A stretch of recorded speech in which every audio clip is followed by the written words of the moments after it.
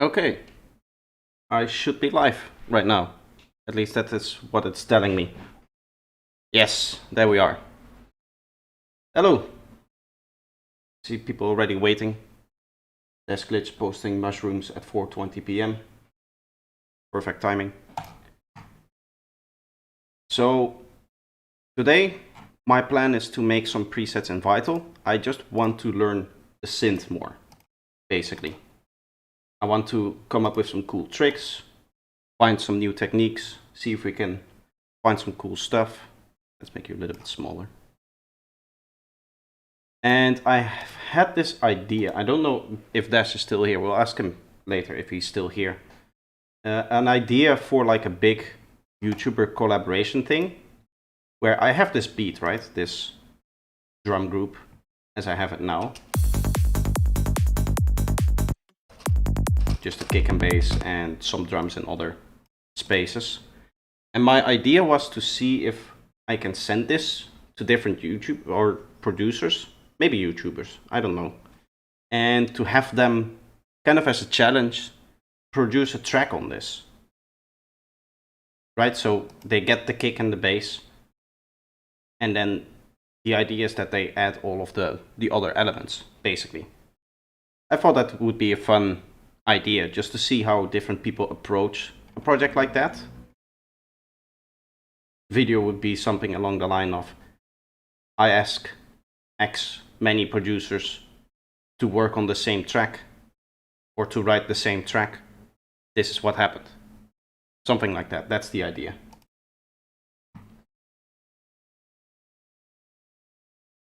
Is my stream live? Check my notifications. Sorry for this. This is annoying. I always have to check, because sometimes it just doesn't work. Projector is live. Let's see. Yeah, there I am.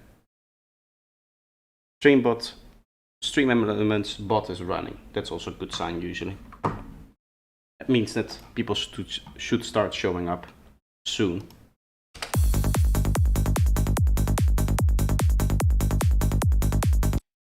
So we would send them this beat, right? And I'll probably mix it a little bit better, maybe like this stereo layer. I don't know about that. You won't believe what happened next. Yes. Well, I would need your face for the thumbnail, because that's what you're good at, making thumbnail faces. So if I'm going to clickbaity route, I definitely need your thumbnail face. Okay, so the idea is I want to make some sequences, leads, that kind of idea. And the first idea that I had was like this ambient lead thing, where maybe we create a bipolar modulation on the pitch, just a small amount, and have this play like slow.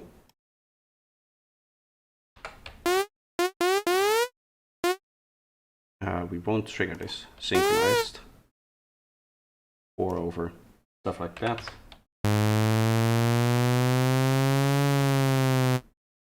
Something like this.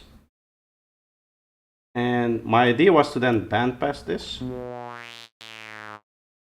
Probably a different wave. Something maybe like this.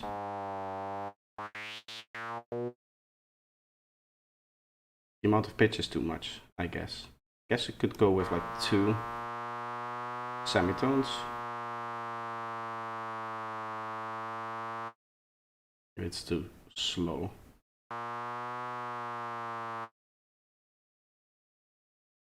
Let's see. I want to set some macros. Hello, Mologify.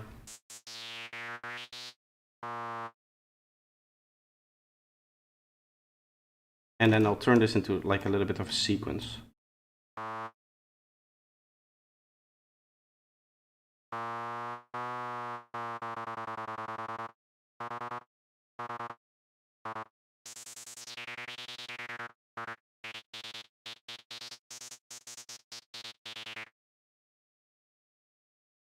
Let's see what happens if we then put this through a comb filter.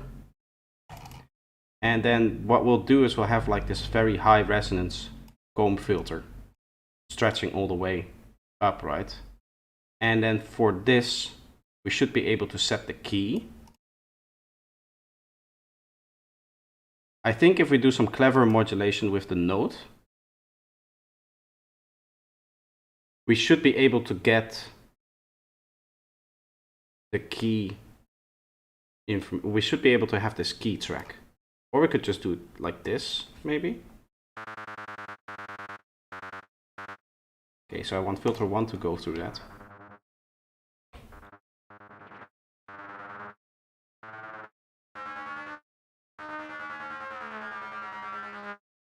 But now I would still need to tune it so that this resonance lines up with like the lowest resonance of the saw wave. So if we remove this filter, we can see where that is. So I'm playing a G sharp.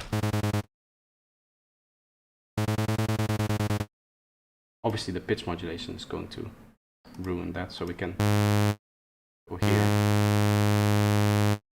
103 Hertz. Let's aim for that. So my goal is to now make it, and I don't know if this is possible, if this like actually works. If I just set this to 103, yeah, no, it won't go there. You see?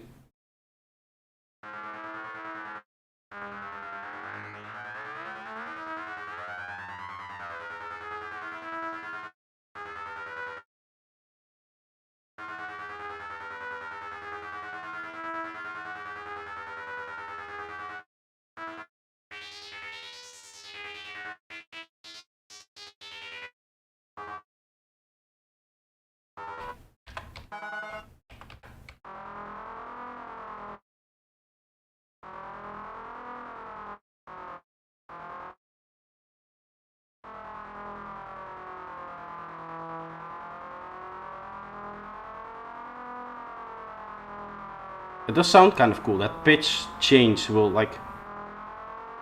You see how it's like running around almost? Like it's rolling up and now it starts rolling down again. Kind of has a feeling like that. It's pretty cool.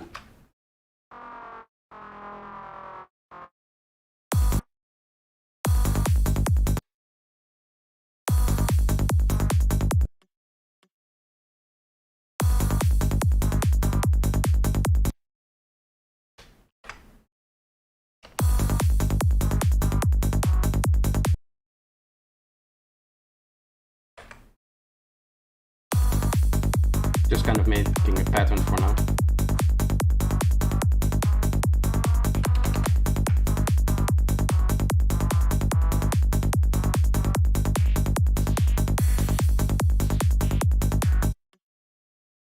Probably distort this a little bit.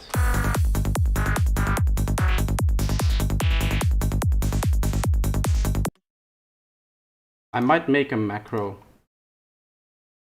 for this too. First of all, I want this full. We can just add a macro to here to like keep it sustained.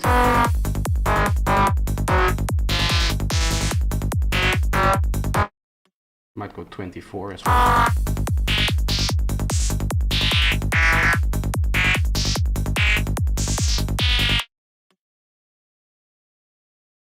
I think we might need to switch these settings over.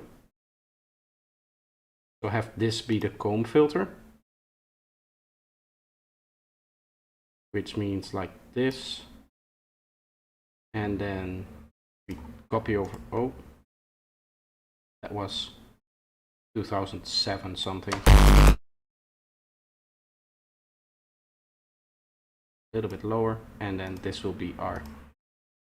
Let's go for 30 bandpass like this. No pre-taping.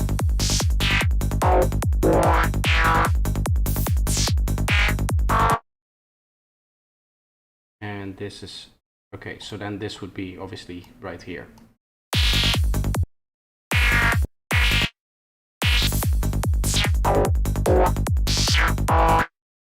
Something like this.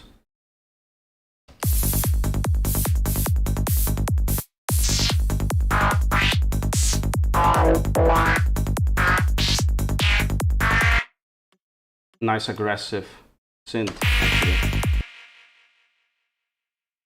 Get you dotted ping pong.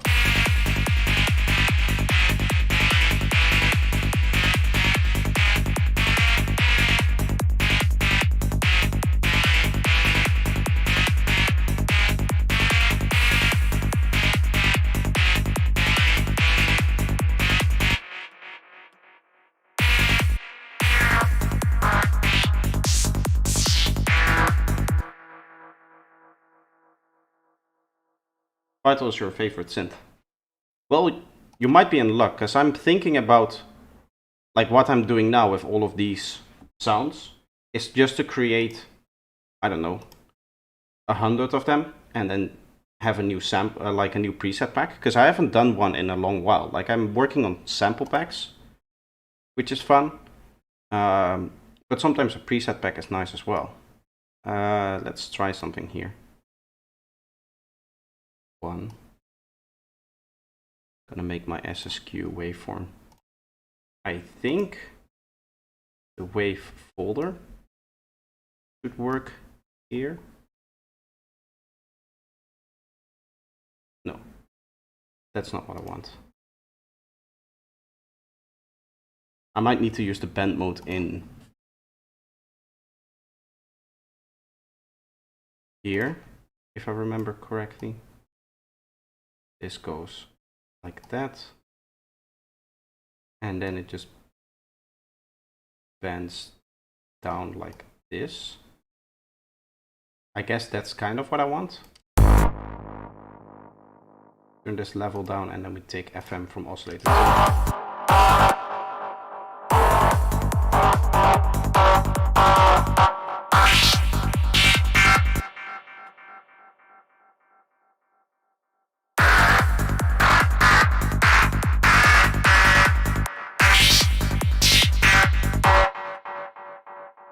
Okay, so that's very metallic, not the sound that I'm after.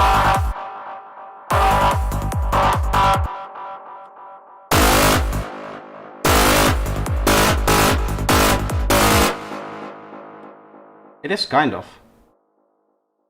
It's just that then the comb filter becomes too aggressive. So we could do something like this, where we turn the resonance down when we engage the FM.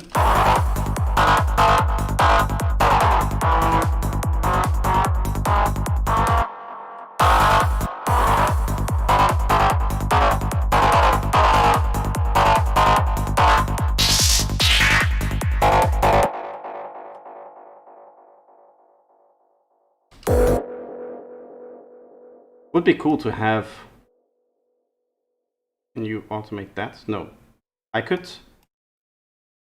do this and have the mix all the way up except for when it's like very, very low.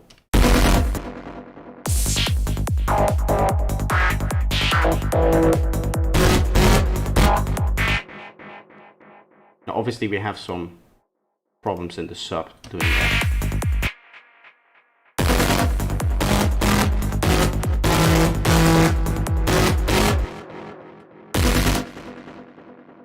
Guess we're driving it too hard for that then.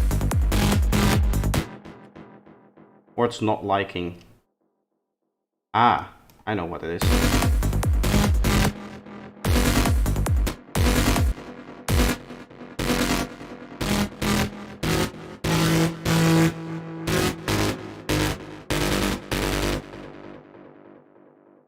It does not like this.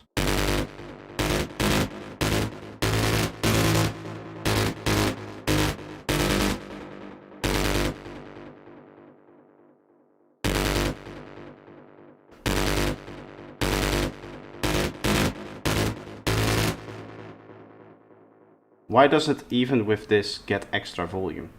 That shouldn't be doing it, right?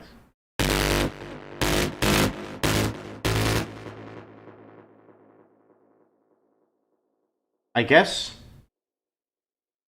Vital's very loud. Yes. So apparently you can go over this maximum value. What I thought would happen is this is going to 1, from 0 to 1, so to maximum. And then if we push this up as well, it's going to start at the maximum and then doesn't go up any further. But I'm assuming that the modulation can go further than the actual value of the knob, and therefore it gets even louder.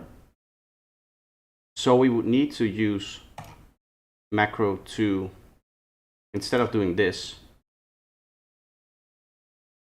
we would take macro 2 and send it to the oscillator amount, or the modulation amount for LFO2, which is number 3, mod matrix number 3 amount, I guess.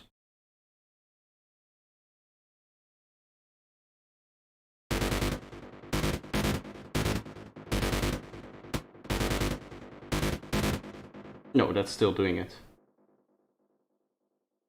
Can you just turn down the output? Yes. So my goal with this right now is I want this knob to control if we have the gate on or off. So if it goes up, it like turns up the volume all the way and it always stays up there. And if it's all the way down, it gets this, basically. Isn't this how you do that? Like I said, the modulation amount, or do you have to set that to 1?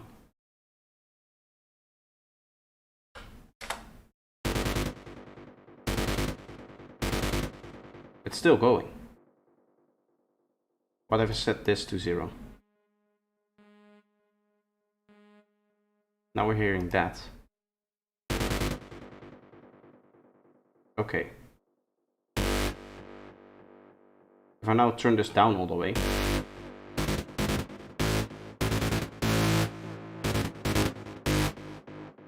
that's nice.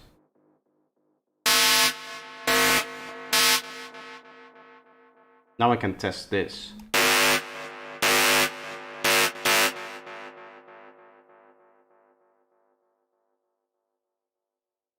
One of the remaps needs to be invert shape. Yeah, I got a bit of a workaround with 2 knobs. What you can do is you set the volume to the maximum, and then one is used to turn the volume down as you go. And then this second one is just turning up the modulation amount. But apparently you need to set this to 0, which is, I guess it makes sense, like looking at it now, because you're actually modulating this amount, right? So technically I could just, oh, I can assign that. Yeah, now it makes more sense. It's not like in Serum, where you basically set up, right? You set up a value and then you can set the modulation amount and it will just take that amount. Here you can set a starting point even for the modulation, which makes it more complex. It's a bit of a different system, but I think I'm starting to get it.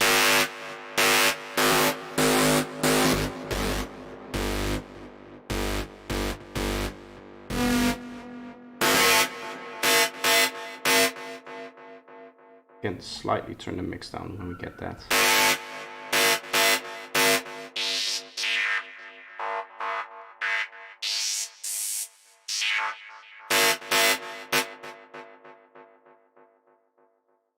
I would like to compensate for that volume loss that we get. We could drive it a bit, and we can use the same kind of like remap.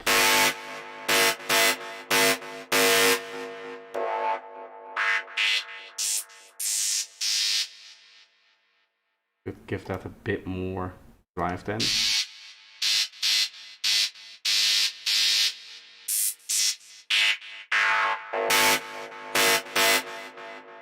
Still a bit louder when it does that.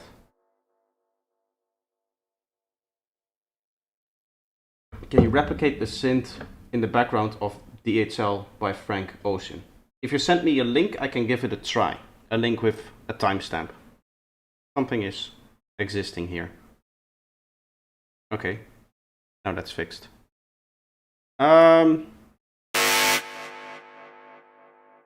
This is pretty cool. Let's modulate number 1. Configure macro 1.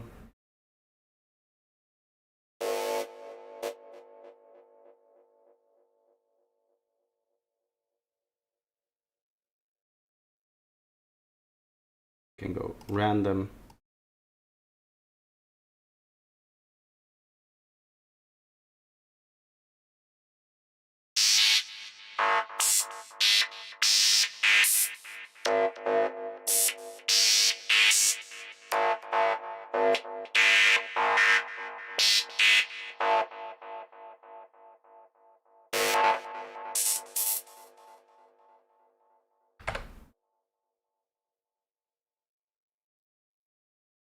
Guess something like this would be nice. Maybe.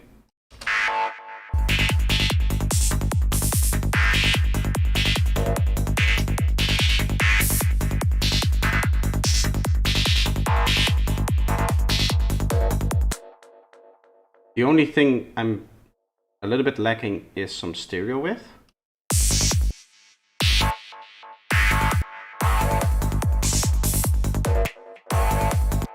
We can put that on a macro as well, and then we'll have like our final macro for this sound done.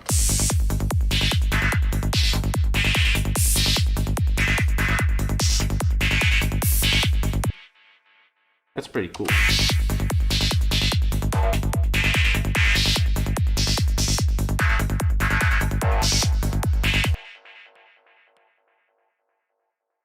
Can you send me the link on YouTube so that I can actually listen to it? I don't want to look for it myself when I'm working on stuff. If you can send me the link with the time step on it, you know how on YouTube you can share share with a timestamp. If you can do that, then it would be much better for me. Also, I don't know if it matters, but I don't think I send out streaming notification to my Discord yet. But it's updating now, so that's okay.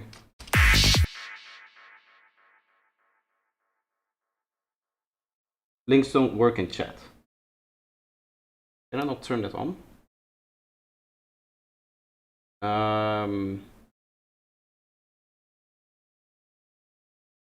I know I can send a link in chat. Maybe it's only moderators that can do it. Is there a way to customization?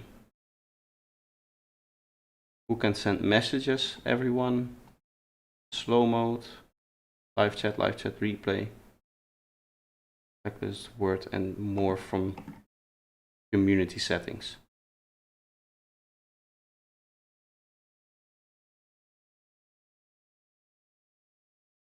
I don't have block links enabled, so you should be able to send a link in chat. URLs sent in live chat are already blocked. If you select this option, new comment with hashtags. Oh, yes, they are already blocked. You can send it to me on my Discord then, I guess. Yeah, so my video thing went out, but that was not when I went live. Well, it doesn't really matter. I don't even know if many people use it. That's okay. If you can send it to me on Discord, I'll check it in a moment, okay?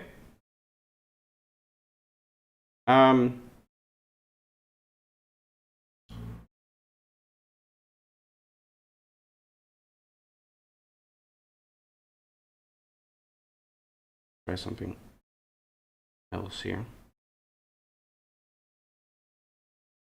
Something like this. I want to see what this does to the FM.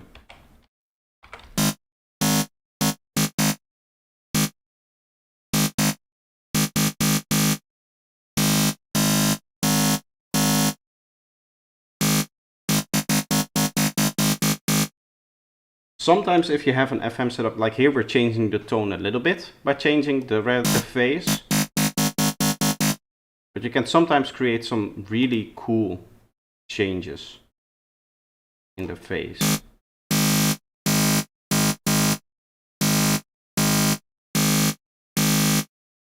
That doesn't seem to do.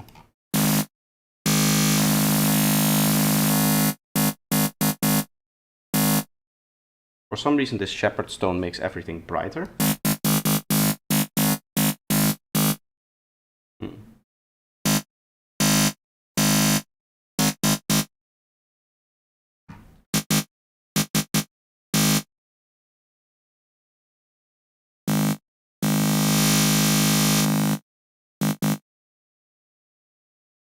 Should probably remove this.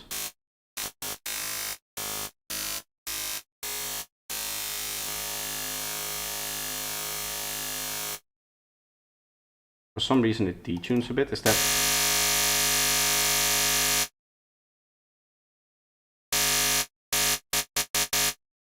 That's strange. It seems to...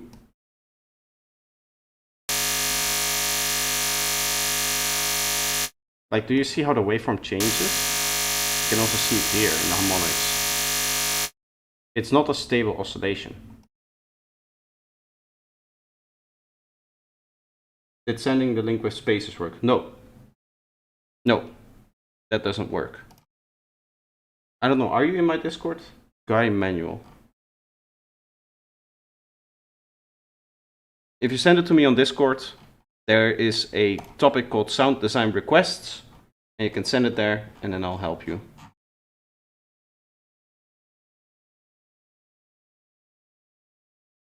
I don't think you're a regular, unless you have a different name. I don't see you in my Discord, so you might need to make a new account for that.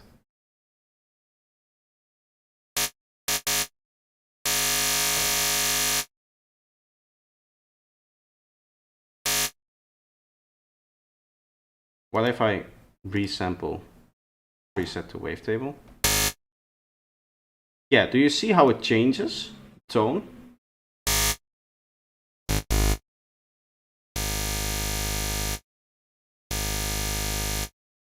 I'd like to not have it do that, if possible.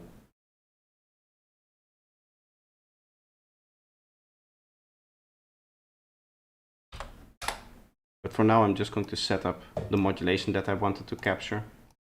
Let's turn you off and then resynthesize it. Okay, so now theoretically we should also have that phase shift in there, which we can see. That's the one we want. We don't want all of that fizzly stuff.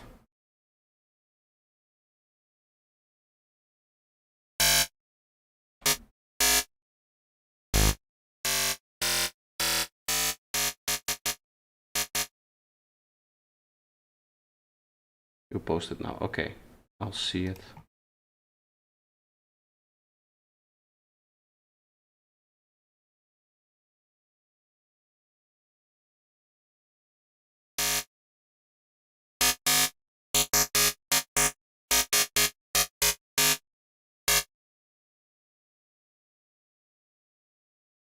It's because of the unison. Even if it's 0%, it does that. 0% one voice. Yeah, we still have it like drifting.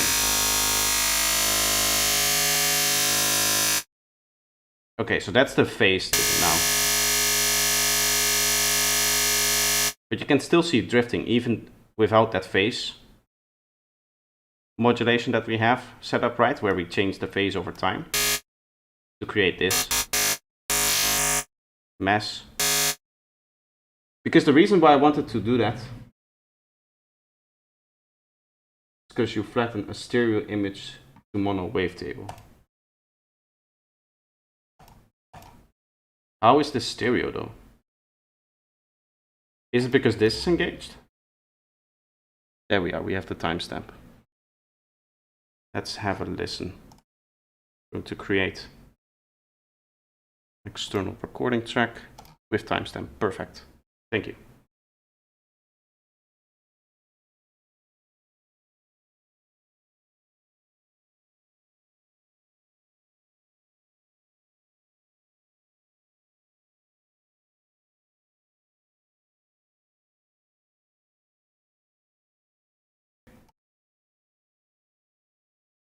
There's too much stuff in there for me to record it and actually decipher it. It sounds like a very background thing.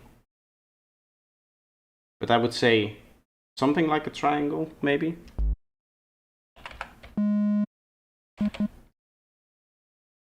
And then let's do some filter movement on that.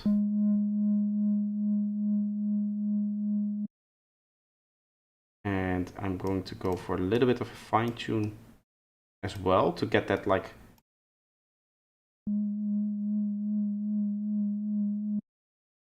almost analog sound in there. Give it a bit of resonance as well.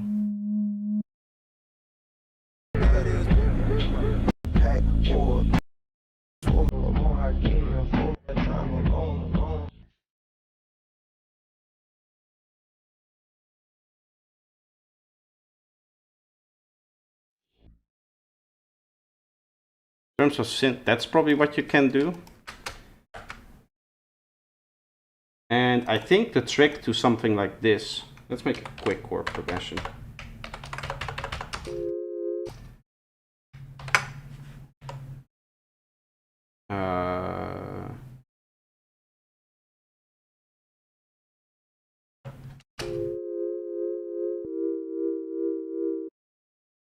And then it would be, so I'm making this in major just for the sake of trying it.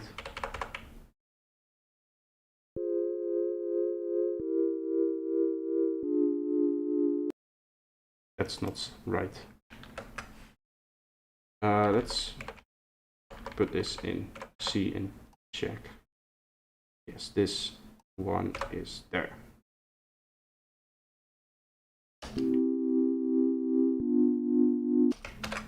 Say that you want to make it in like F, right?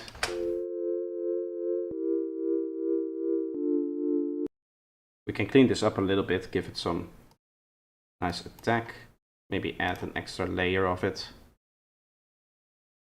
We have some unison on there.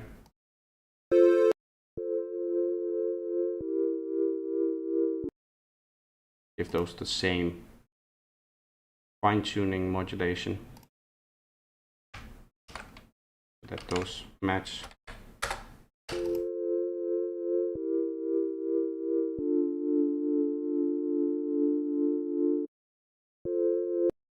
I think the trick is to now process it. Because what's usually done is that these things are like sold as samples, these like loops.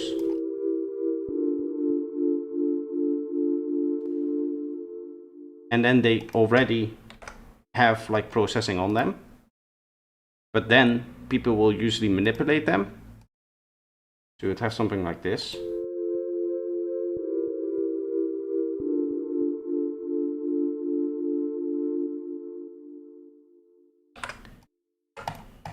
And then theoretically, if we want that darker feeling, we can turn it down a semitone. Now this will double your chord progression length as well.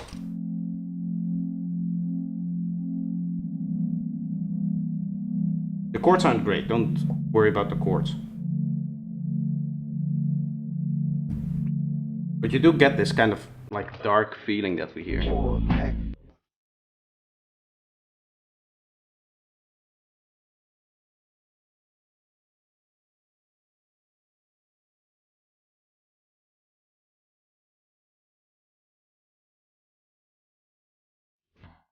If you can get the chord progression to work nice.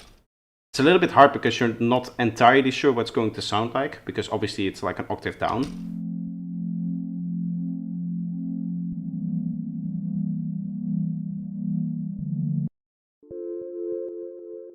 If I put this an octave down, it's going to. It sounds different. First of all, it has a different wobble.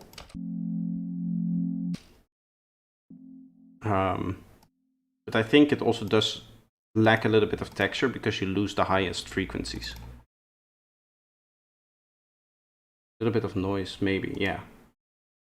Almost like some tape stuff.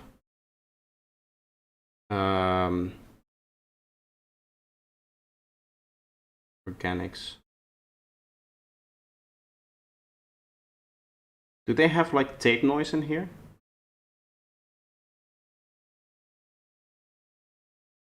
Or do I have tape noise in here? This is from Massive.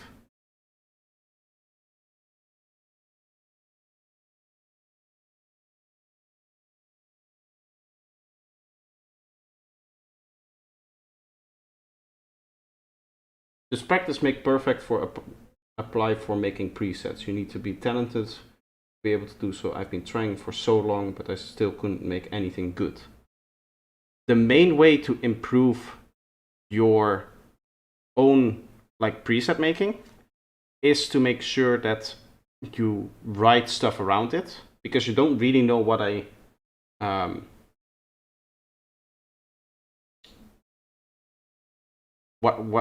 like how a preset can work, right? Like take the sound that we made before. On its own, it sounds a little bit crappy in some places. Like I can probably find the setting for these macros that doesn't make it.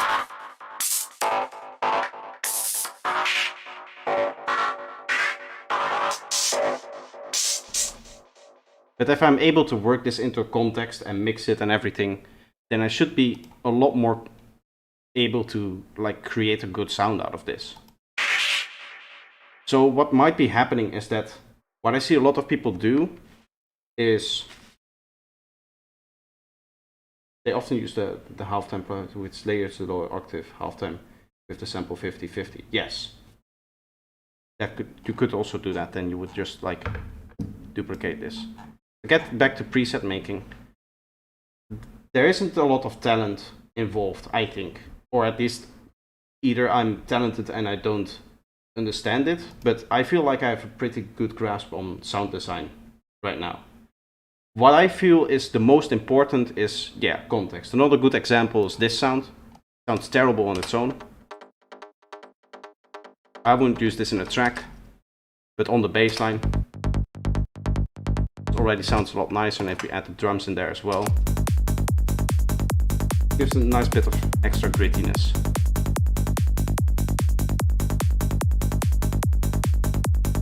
This works, at least for me, right?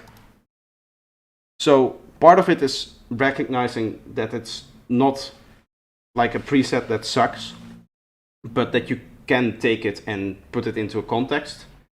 And practice make perfect, yes, obviously. Anytime you practice something, you'll get better at it, regardless of what it really is.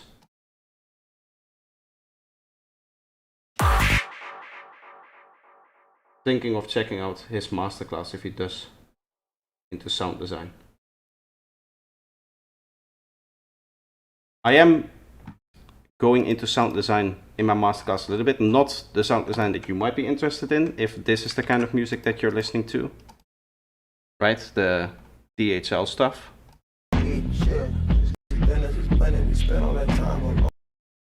This is not my forte.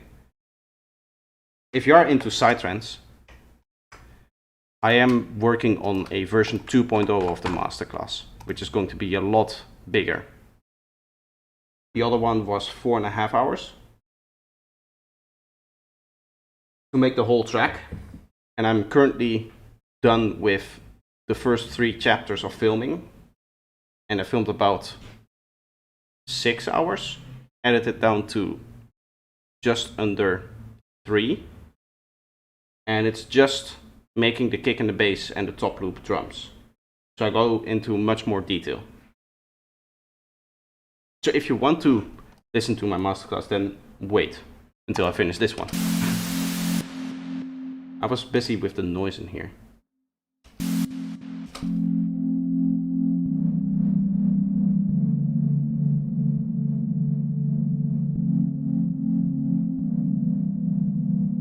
This is what that 50-50 would do then. But if you just want the like dark stuff, you would just get the like lower one, right?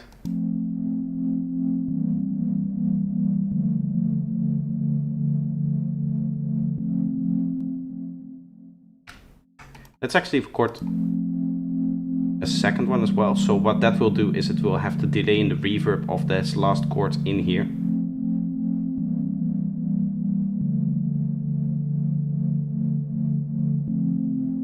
You're into synths in general. Yeah, okay.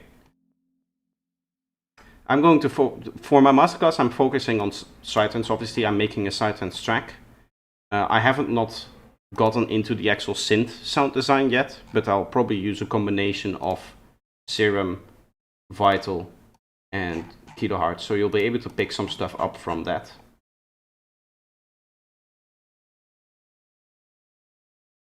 Let's tune this down now. You should be... Oh. You don't have to go by the octave even, if you want to. Like if you make a chord progression like this, and you maybe want to, I don't know, do something crazy and turn it into something like this.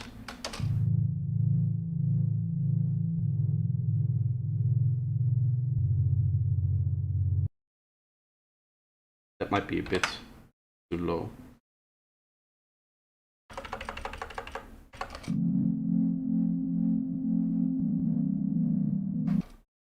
This is a cool technique. Watch this. If we tune it down by an octave, and then we tune it back up,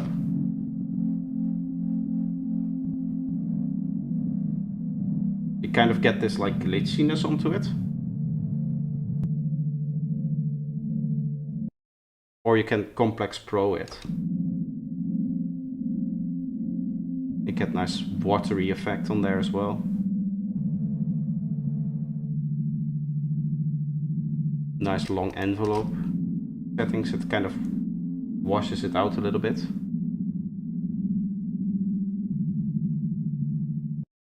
You do lose a lot of the definition in there of the chords. Maybe muddy. Yeah, you can see this is just a mess. If you want to apply that, it might be a cool idea to write your chords like this. 2 and 3, and then maybe separate them as much as you can like this.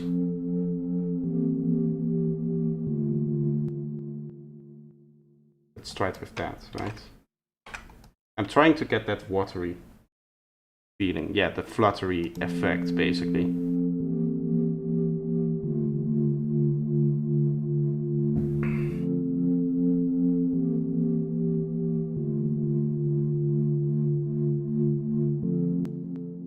So the reason why we record it twice is because the delay, just so that you know when you're making this yourself, the delay and the reverb will kind of bleed into this section here. So here you would, if you record it from here and just started that, there would be no delay and reverb, right? So this is just to get that. Ooh, I want to unwarp this, remove that, and then we can go down.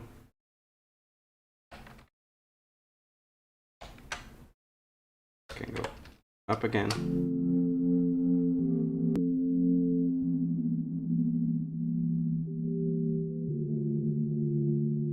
Maybe 128 is the best. Let's see. You do get a nice quality out of it. Like this. Now obviously you have the higher harmonic. Could maybe turn that down a bit.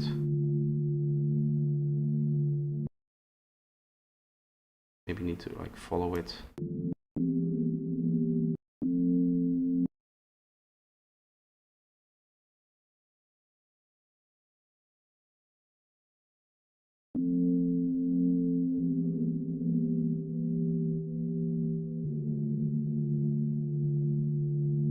Something like that. It doesn't have to be too precise.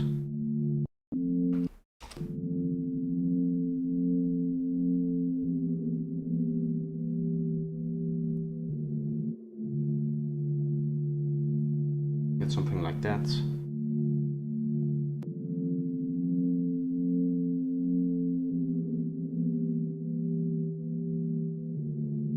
It is a nice dark pad. It's actually a pretty cool way to sound design. I've never thought about using the warp modes for this quality.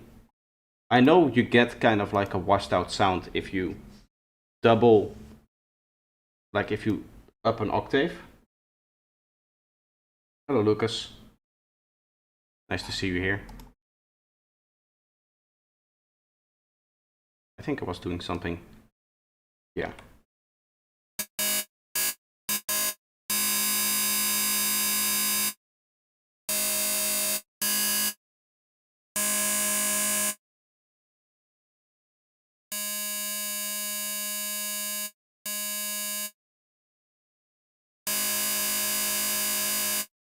It might be the display actually, because this is just a waveform. And it's still kind of changing around. Where this isn't. Yeah, this still wobbles. It might just be the FM thing that wobbles it.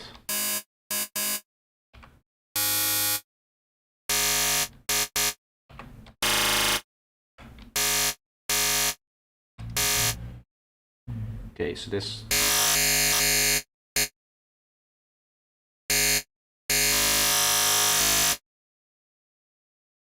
going to, I don't need to, I can just save this, save the wavetables.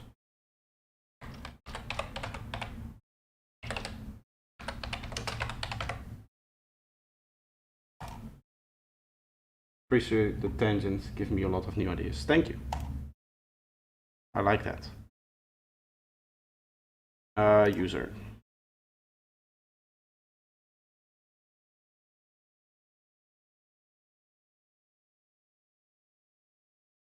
Did I not save this? Save the wavetables. I'm just giving it a bit of a random name. Already exists, override, yes.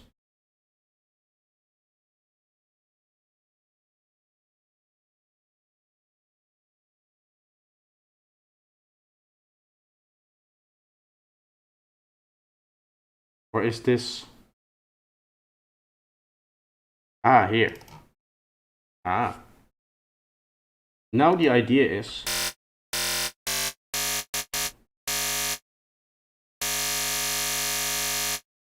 it's still displaying it like it's changing, but that's okay. Theoretically.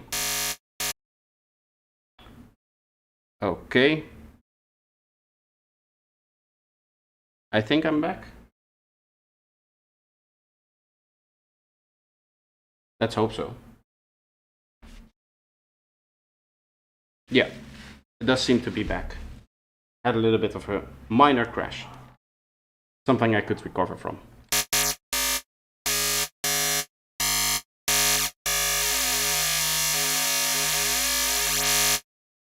The idea is that to use like phase cancellation here. So let's set this to 25%.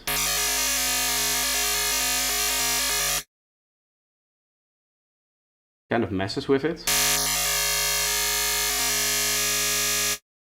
I put this to 180. Should that phase out? Yeah, it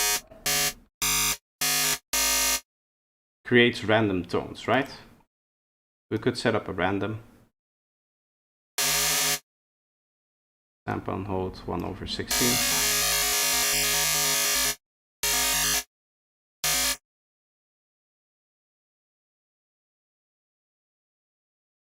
Want to set these to the same level. I was hoping it would phase out more.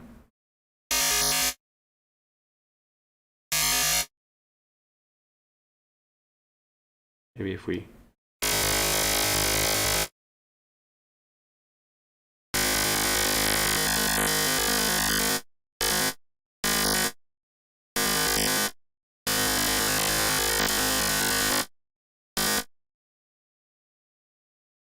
what if we randomize this?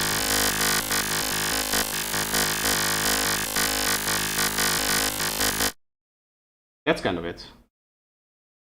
That's kind of what I wanted.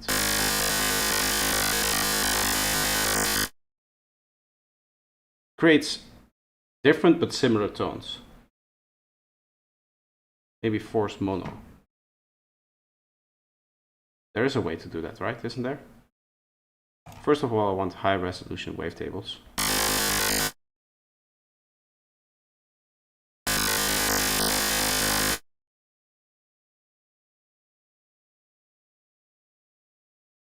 It should already be mono.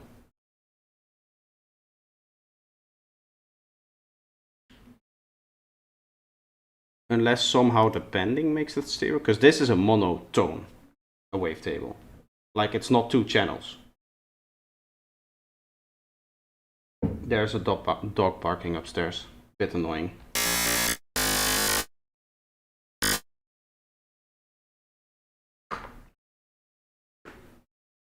I'm going to mute my phone. Theoretically, it's already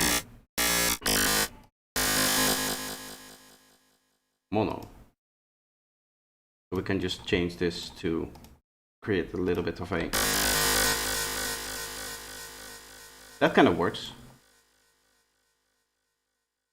Like, I don't want to fully cancel it, obviously. I just wanted to change tone and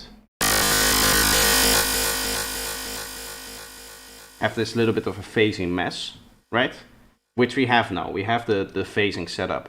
What could be cool is to have some more random things happening.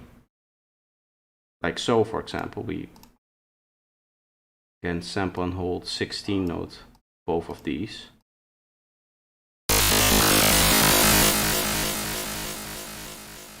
And then we get a lot of different tones. But now if we take this macro 1, and if I've understood it correctly, we go to mod matrix 3 amount, set this all the way up, and then these down.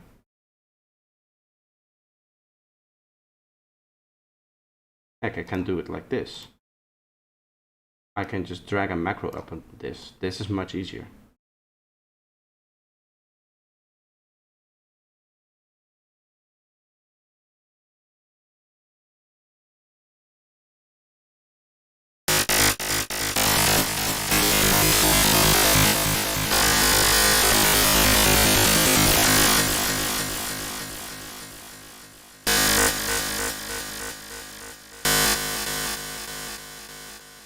We could do the same for the bend modes. Have the bend modes go backwards.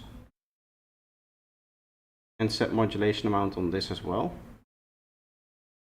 Which means we go to 0. And then set this to -1.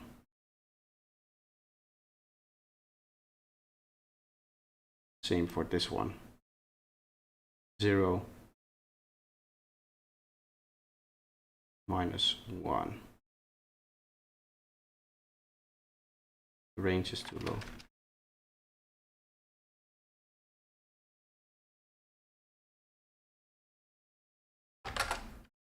Like this.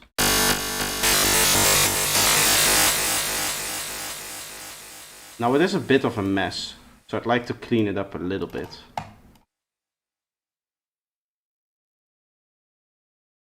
Right, we'll get some gate in here.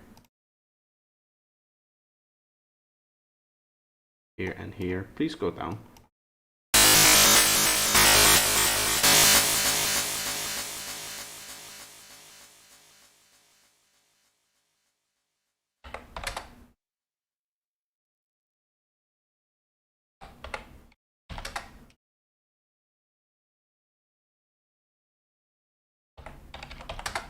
Okay, like this.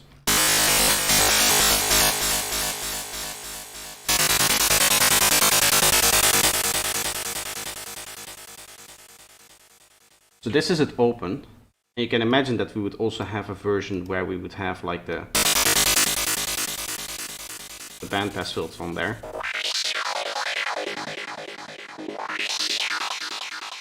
Maybe even 12.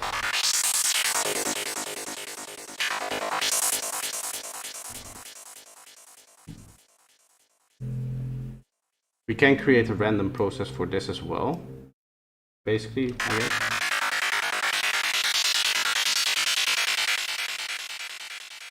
Let's make that a bit slower.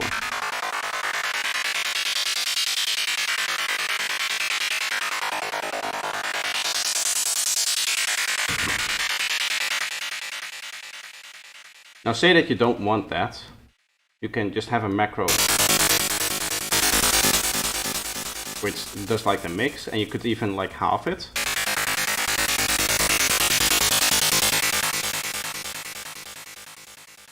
That's pretty cool. Obviously like low cut it a bit.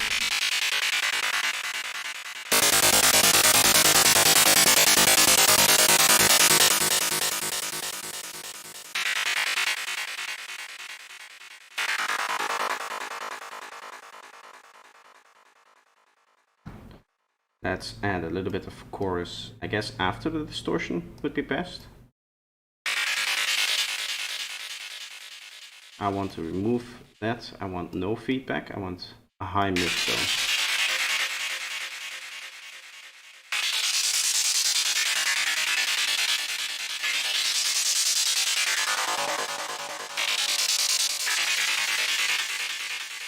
I'm not so much using the chorus for the tone.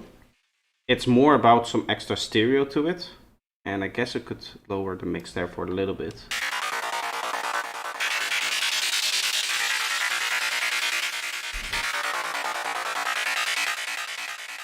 It sounds good on A sharp.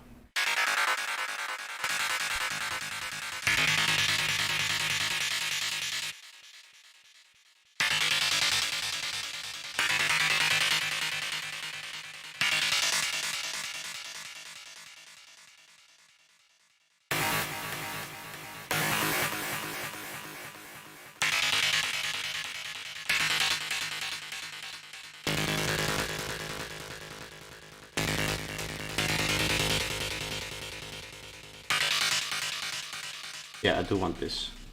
And again, the value. God damn it. I need to learn that the enter value is not the first one like it is in Serum. 0.776. I think the reason for that is this is logarithmical, and that seems to be like the starting point or the default setting for like a level. So if I set it to default, it's like right there. And I believe that's also where the modulation hits. It's a little bit lower.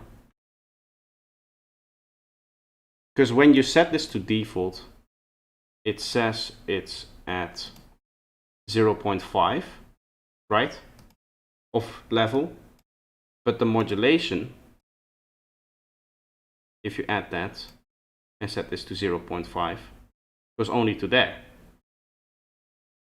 So it should go up here, and for now I just have like, damn it, it's very annoying.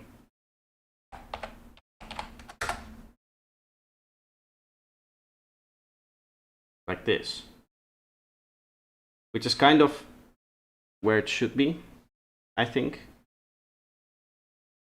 Maybe it should be a little bit lower to get to that default value, which is where I wanted to go, but that's kind of arbitrary, so it doesn't really matter too much. My goal is now to just add some character to it.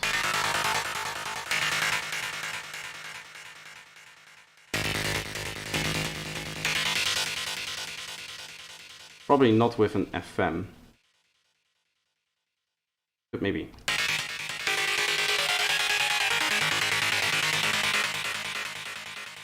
Create a cool extra like ramp thing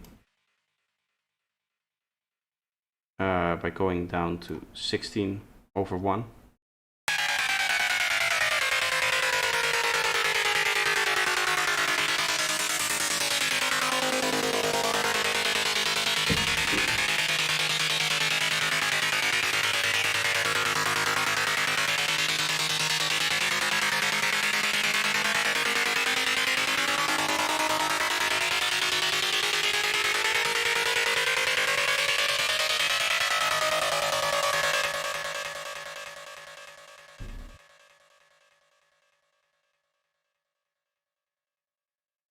There's low pass and high pass filters. Yes.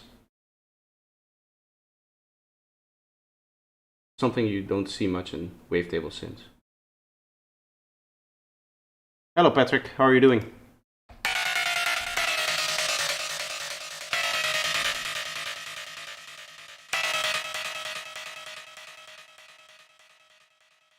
I want to use macro 3 for the amount of level here.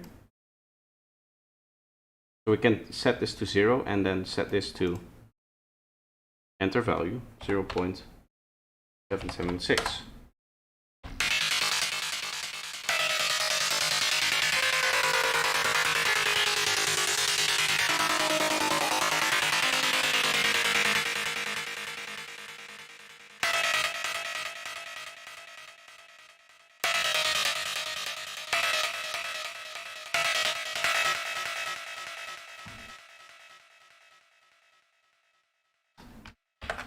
Just let's test, let's put this in here as well.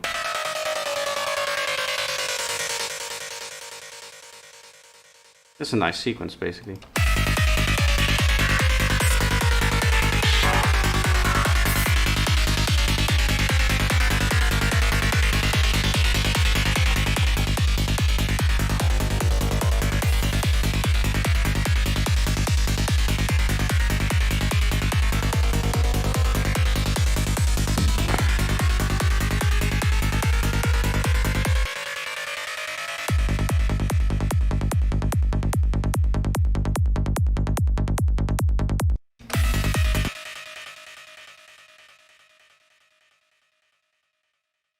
Hope everybody's having a great one so far. I'm having a great one.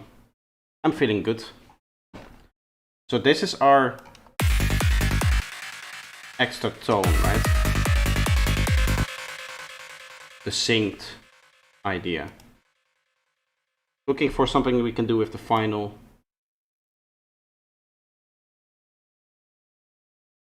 I guess we could do extra effects.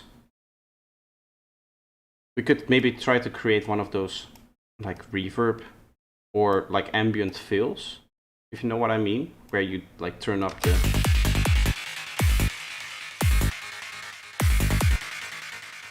with a few seconds reverb, and you basically have you up the feedback as well.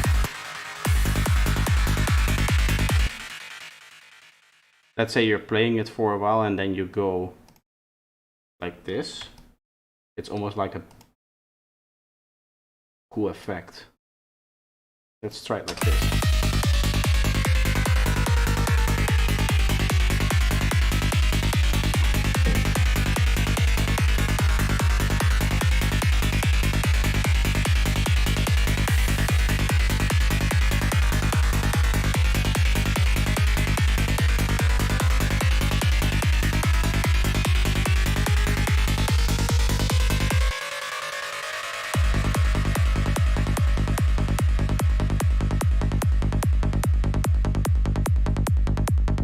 It's a nice way to transition because then you basically fill up this whole space, mainly. And then obviously you don't have to have like an element right here, which means that you can get more impact out of the kick, essentially. And then you put your next element like right here, maybe like a vocal or whatever.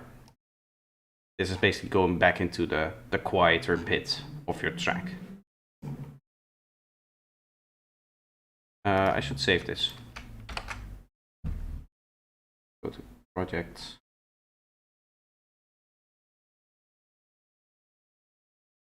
Is 12.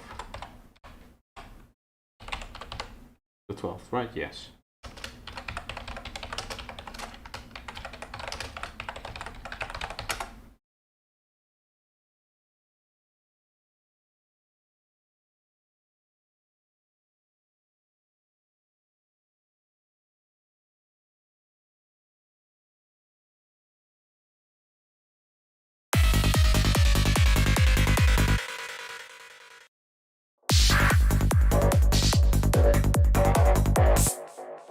Yeah, I did get this to sound not great, right?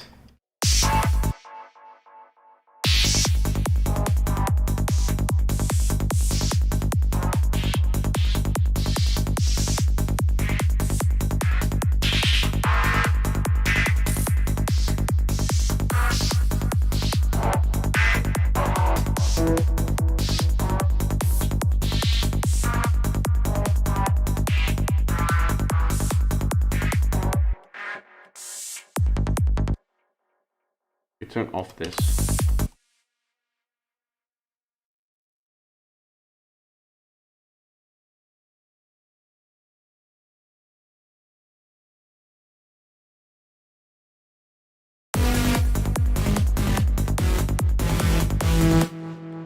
apart from this being a mess.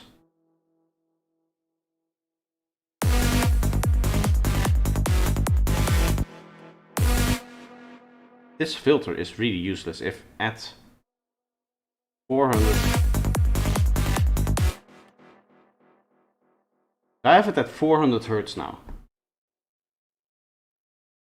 And I'm still seeing stuff basically existing right there. Like this filter isn't doing anything. Okay, it's doing something, a little bit. I'll give it that. But I would like to keep my mid-range without completely, like if I want to remove the low end, I would like to keep some of that mid-range in there.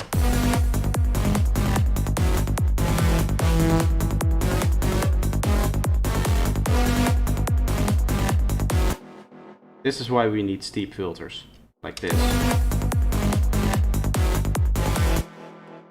It still doesn't sound great.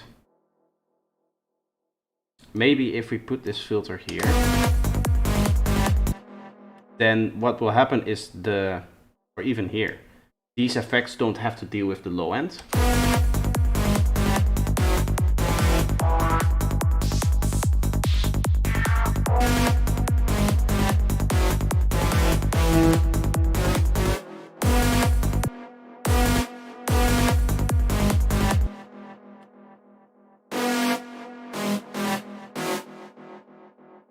For some reason the macro for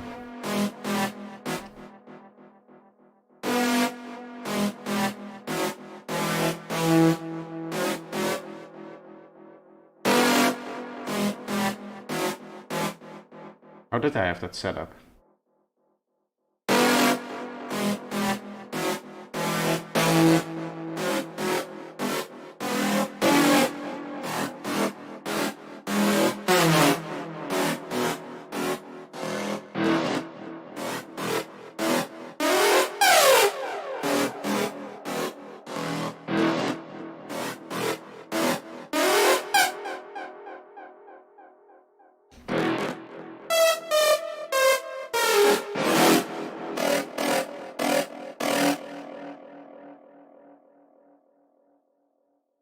Key track.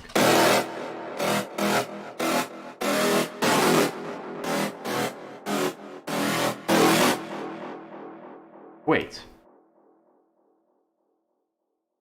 We set this to 0.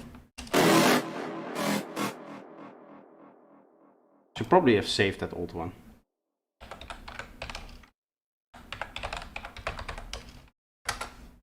This is all still experimentation, and whenever I inevitably turn this into an actual preset pack, I'll probably sort things out.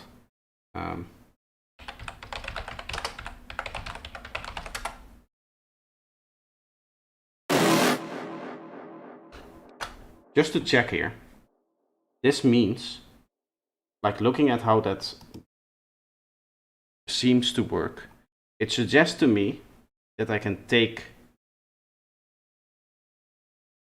this, set it to 0, and basically create my SSQ shape in here, like this.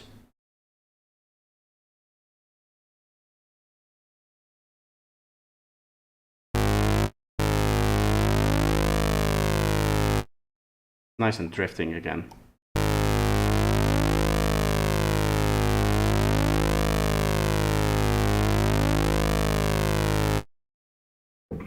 So that doesn't work. You see how it drifts? It means that there's a slight discrepancy between the timing.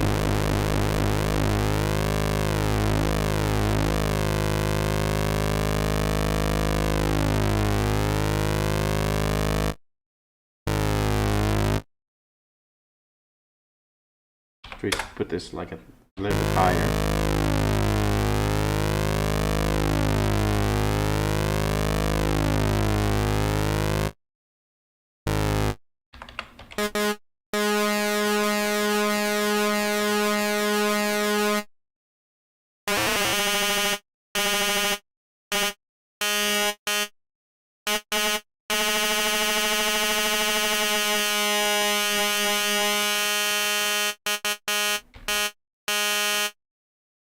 For some reason, the drifting is dependent on the pitch amount, I guess.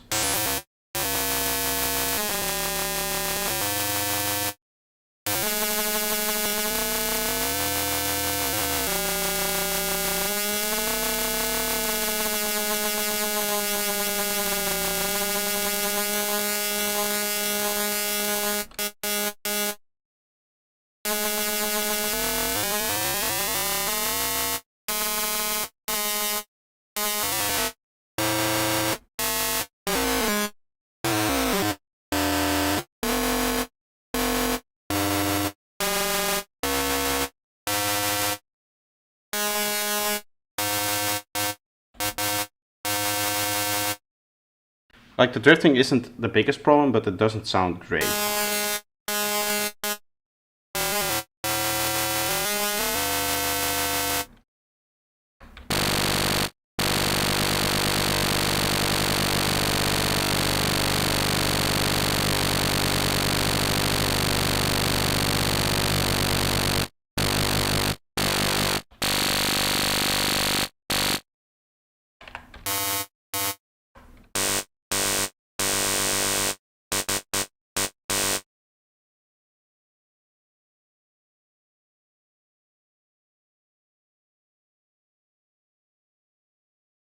If Vital was better at this, then it would be a great thing for SSQ. If this didn't change so much like it does now, like if we set up a normal one, it should be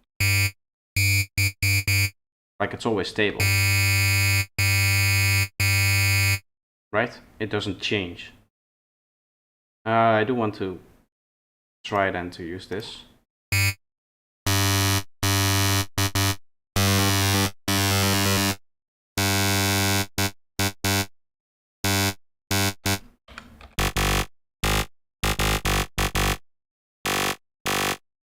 Something like this would be a nice one. We can push that into the store. It's your standard kind of FM setup that you get.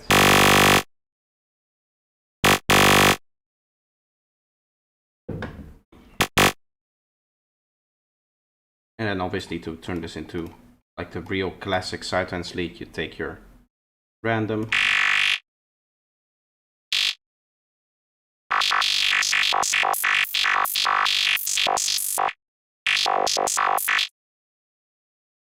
And your delay.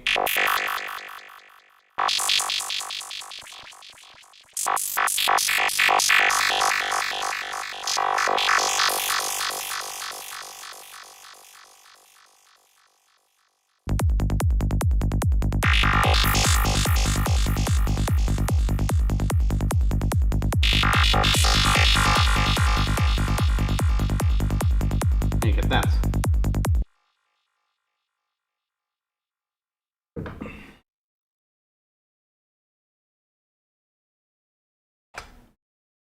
I'm just going to keep like the sounds that I like around, or the sounds that I want to experiment more with around.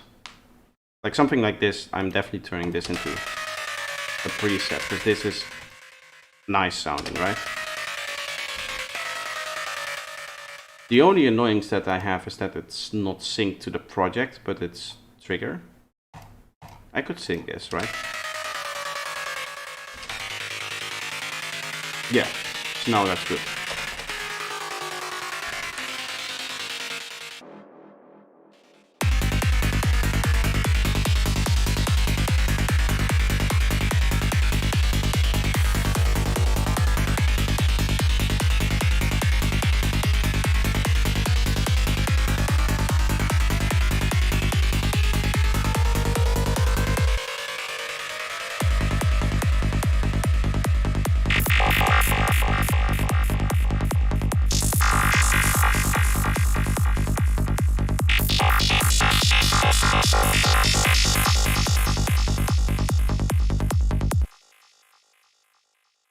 Vital does have a particularly aggressive quality to it. For me at least. It's very easy to get very aggressive, I find. Now, it is getting pretty warm here. So I do want to take a quick step back and get outside and cool off a little bit. So I'm taking a break as I usually do when I'm like an hour into the stream. It's been an hour and 20 minutes, so that's okay. Done some nice things. I'm just kind of messing around. I don't really have any plans here. I was going to work on some vital things, but I can also maybe produce something, work on music or something like that. I don't know. We'll see.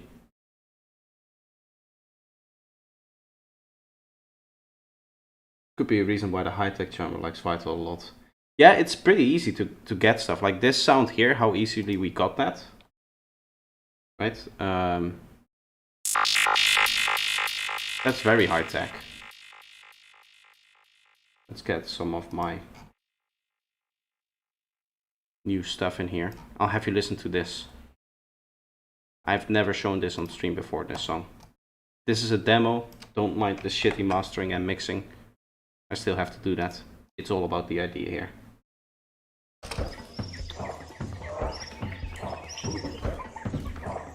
Nice cool. I'm not going for a swim, but if you were here, you would understand that even going outside in the sun, it's a lot cooler than staying inside my room. I should bring up core temp just to see how warm the air is that my computer is constantly pumping in my face.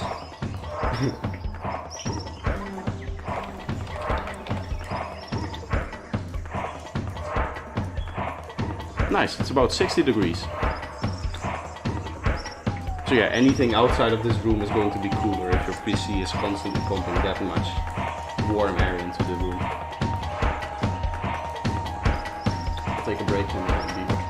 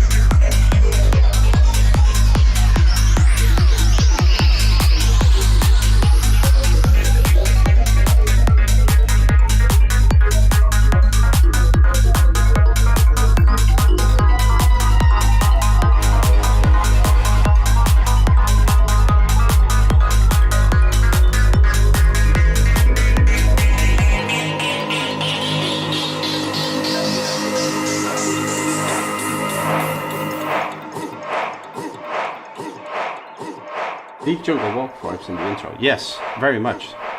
Didn't come from there as an inspiration, but I can see where you get the idea from. The idea for this track was to, to combine the kind of progressive sliding bass line with a whole bunch of different Forest things, and I think it works out very, very well. Because normally Forest is like this bass line, right? The 16 notes. But more, like one, it's usually faster. It's like 155 is the minimum BPM, kind of.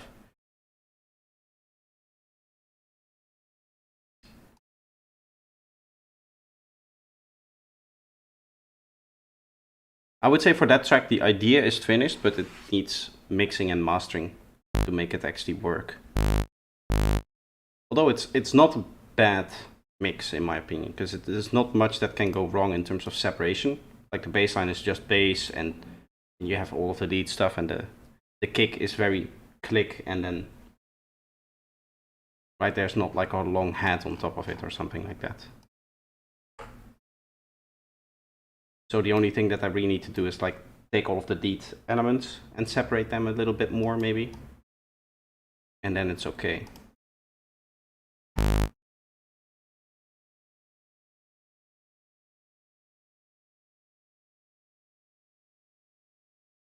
Kind of looking for something to make here.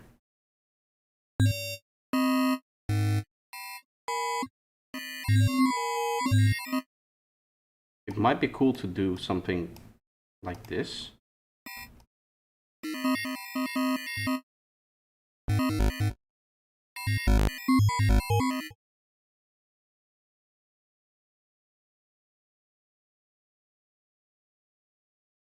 Yeah, it's harder to make Forest work at lower BPMs. This one is, or the track that I just showed is 147, I think. Just from the top of my head.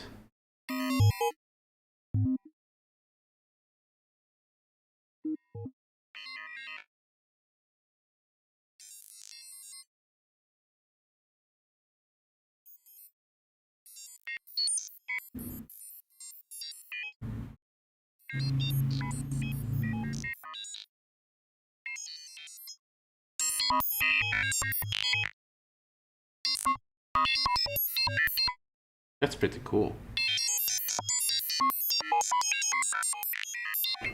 We only really need the high end here for this stuff.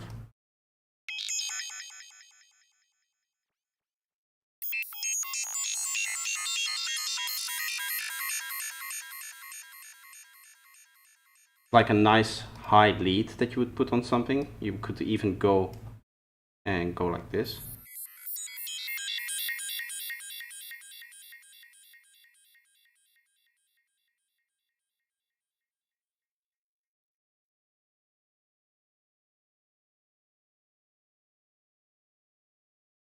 Bass was a bit low on your side. I could give it a look. It might be, yeah. See if we put on the bass. This is kind of where I normally put it. 50 Hertz, and the volume, if I turn this up to 2, I think. Give this a bit more.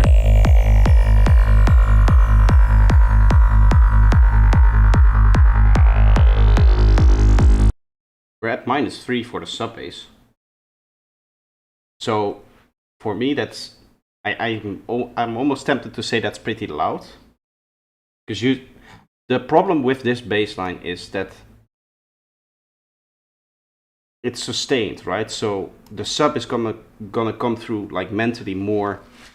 Theoretically, it's going to come through more than if it was like 16 notes, because a sustained stub is going to sound much more powerful than the stub of your main bass when it's like broken up this way, where basically the sub, because first of all, because of the phase shift, the sub really starts here, and then here it's already like done. So you basically just have like 2 little pockets of sub here, and then obviously what the kick brings in. So you have a lot of places where there is no sub, whereas this one, the sub, just basically transitions from, not sound-wise, the bass element slash kick sub are fine. Bass element. You mean in like volume? I'm scared to turn it up though, because as I said with the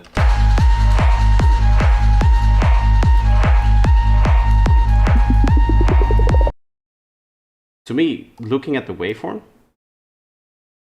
apart from the massive phasing that I have on the kick transient here, let's ignore that because that's from the crude mastering that I did on it.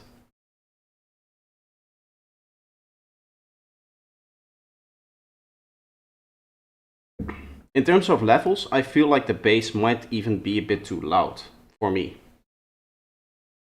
Like looking at it now, like how it takes over the whole thing.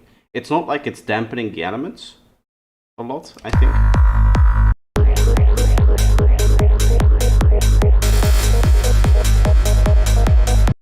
Bass compared to kick is low. That's interesting.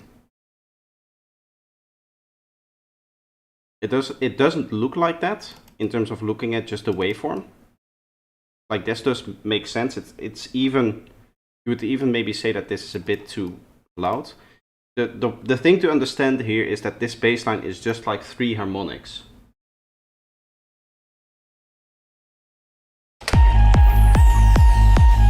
I'll loop a little bit so Des can check the spectrum.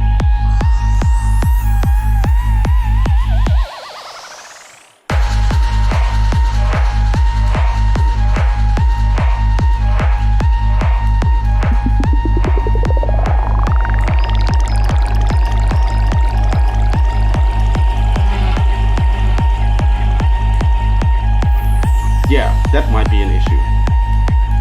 Because of the phasing that we have here, the transient, that might be a thing, right? The transient gets messed up completely. Right, do we see how it's phasing all the way into like this bit here?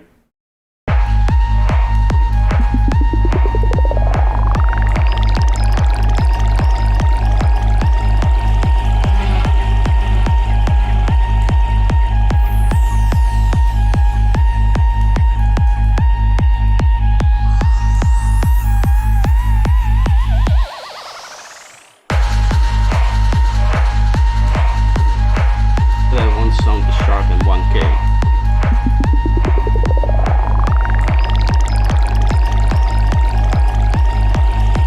Yeah, this is unmixed, so I'm still going through all of like the resonances and all of the weird peaks that we have.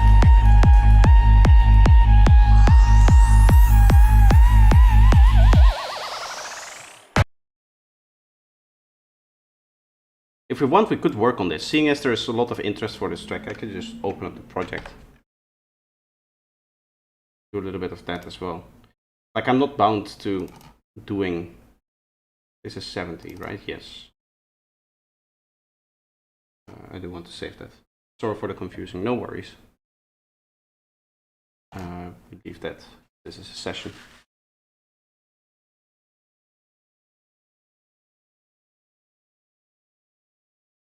Seeing as I have a few people here who have good monitor setups, they might be able to help me with fixing some of the mixing issues.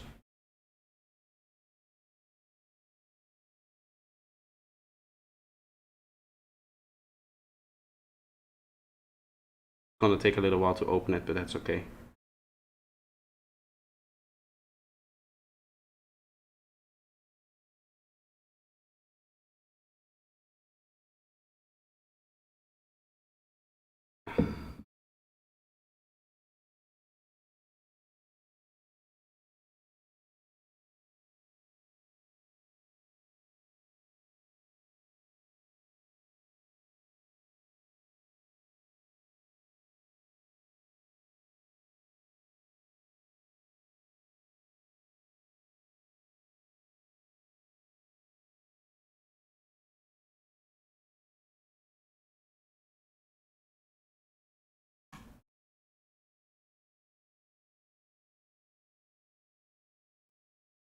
Here we are.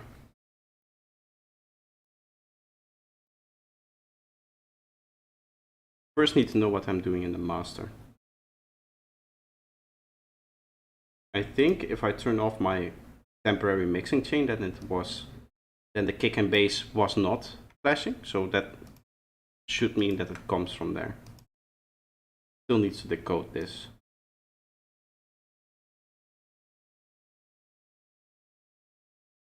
This seems like a master recording I did.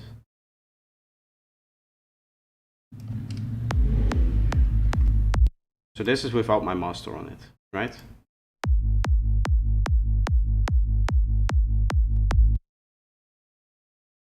And we definitely have clean transients now.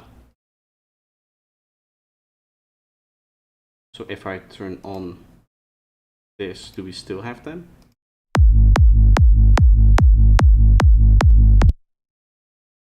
Yeah. That's strange. Or did I just zoom in on a particular transient that had that issue?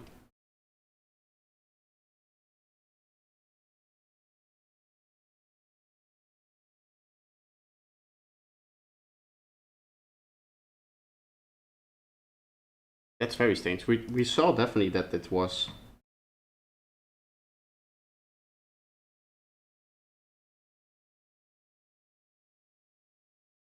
So shut up and let the other guys give you mixing tip from now on. Nice.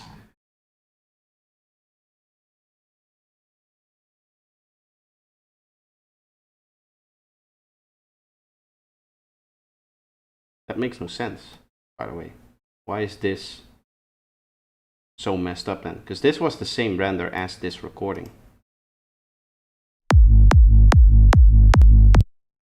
Like if I record this now again. Or even with the rest of the stuff, obviously.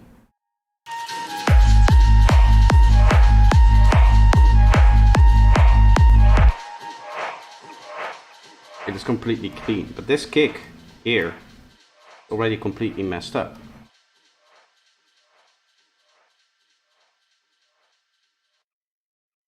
It might be that this isn't the same render as this, but I think it is. Like I can see small differences. Like right here, there's a little bit of extra peak.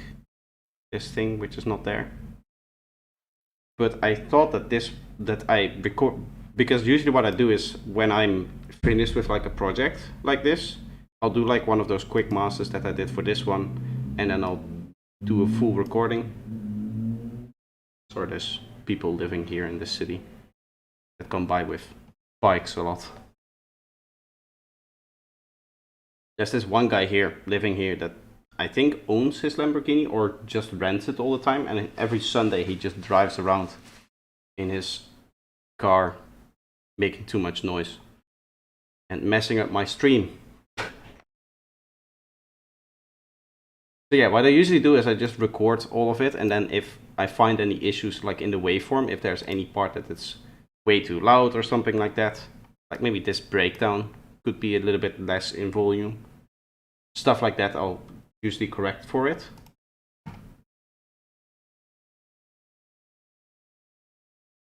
But for some reason, this transient is completely messed up. So either I did something to fix that, and then just didn't render it out again. Tell him to play some of your tracks on his Lambo sound system. Yeah, I've tried to tell him, but whenever he is here at the stoplights, obviously his engine is rolling, so he can't hear me.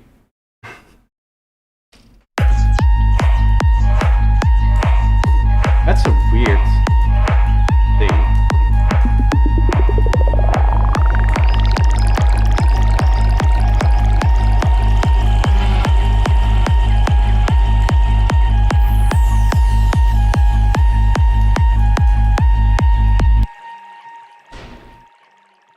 So now we're obviously like squashing everything. So for example, this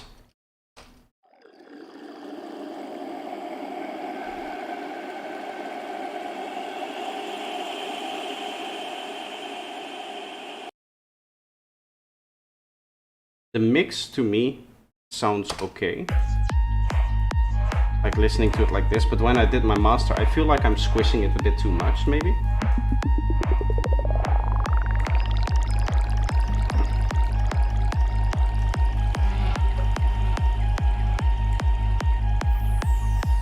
Like this sounds like it works for me.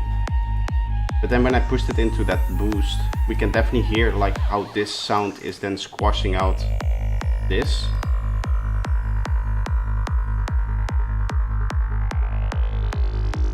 Do you know what I mean?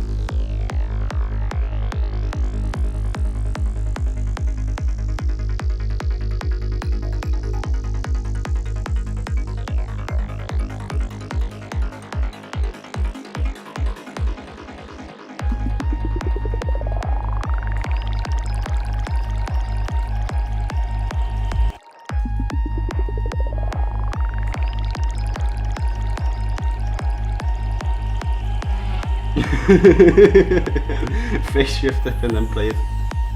Active noise cancellation on the whole street around me.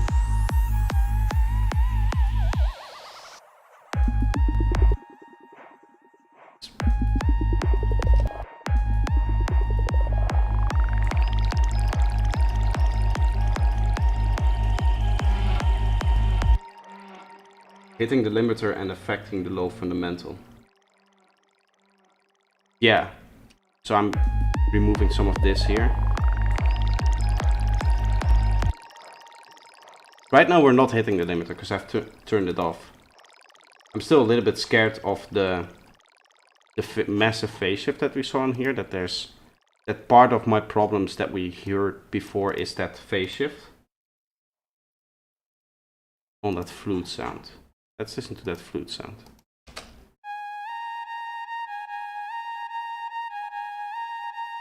Yeah, that would be around here. It's a very common trick to remove a lot of the fundamental, isn't it? Here it's also needed. If you look at like the spectrum, I could see that.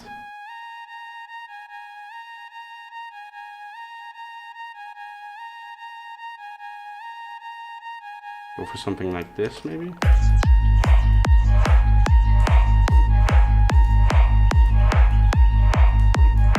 Maybe even a bit more.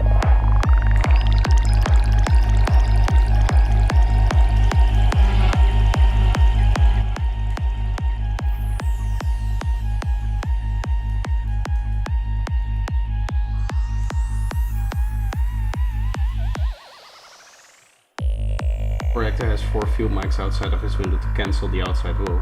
I wish. Only I could cancel the outside world. The amount of times that I've hit record for like a video, and just as I record, like a car comes by and honks his horn or whatever, and I can just see it in Audacity show up on the waveform, and I'm like, oh no, I need to do all of that again.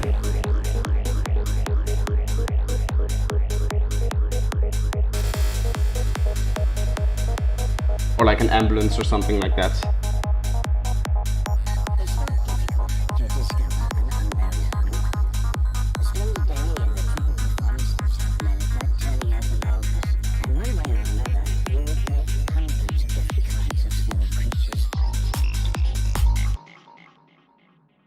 I want to look at this vocal because I feel like the vocal isn't coming through a lot. It's not difficult to discover an unknown element.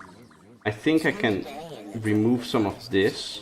And Turning over logs, and one way or another, you will collect hundreds of different kinds of small creatures.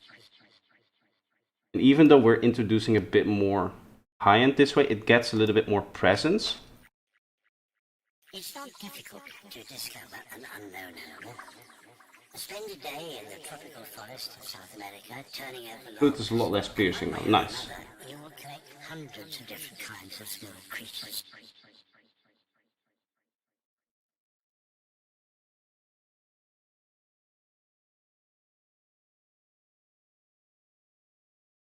Do you focus on mix, pre-master on all of them at the same time, or do you spend time on each track until it's fully complete? So for me, my idea was always to just have like a natural production flow. So that's, for example, how I created all of the things for the album that I'm working on. But now what I found that for the album is that I have some systematic mixing issues that I need to address. Mainly just that I'm filling up the space a bit too much, like putting too many elements in the same like frequency areas and in the same stereo field. And that means that if I want to like master it and everything, I need to like make weird decisions, and it's not going to sound as good as it can be, like for each individual element. So what I should probably do is, what is better is to make all of your ideas, make all of your productions, right? So say this is a production, and then go into like a next phase where you focus completely on the mixing. So what I'm doing now is in terms of like correcting mixing things that we hear, that you guys hear as well, that should really be done in its separate phase. Like I shouldn't be able to go back into the actual production in here. So what I've been doing is, as I'm rendering out all of the stems, right? So each individual track gets rendered out here. And this is also how you send it to a mixing engineer if you have somebody working on it. Right, so these are for different tracks that I'm going to mix. This is the one that I'm rendering out right now, so there would be more stuff in there. But this is like a finished one, right? So you have all of your individual tracks rendered out. And then you can import those and do your mixing completely separately. And then you mix the track, and then you render out the final mix. And then you import it again into a new project, and then you do your mastering completely separately. And at that point, it doesn't really matter in what order you do things, as long as you like clearly separate the different steps. And the reason for that is that part of what it does is it tells your brain like, okay, I'm done with producing or mixing or mastering. Like if you've done a mix, or if you've done a production and you've rendered out all of the different tracks, you're not going to be able to go back into a synth and say, oh, I want to tweak this sequence a little bit more, or I want to maybe find another lead sound for this place. No, this is the track, this is the idea, and now you need to turn it into a track. So it helps you finish tracks faster, although the exporting process for Ableton is extremely convoluted and takes a lot of time. Basically what you have to do is you have to solo each track, loop it, render it out. That takes 10 minutes on my machine to render out a single track. And then you go to the next. And if you want in your mix, for example, control of all of these individual things in the group, you'll have to open up the group, right? And then you have to solo each individual one. And something like this will take an hour to render out this individual sound if you want each individual track to be rendered. So you can imagine, like each project has a development phase, has a development ladder. Yeah, you just complete each cycle, and at the end of the cycle you just say, okay, this is it, I'm not going to work on it anymore, and I'll just have to accept that any imperfections that show up from now will just be imperfections.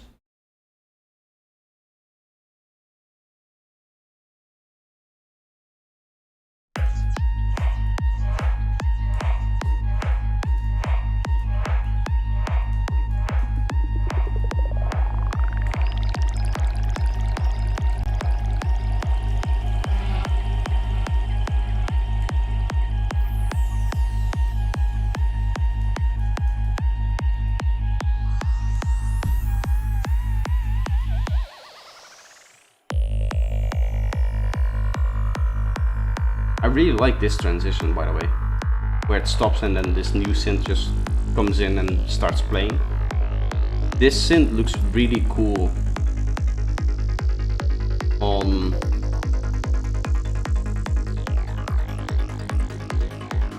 the waterfall. Look at this. So it's this synth here in the center. And kind of swoops left and right.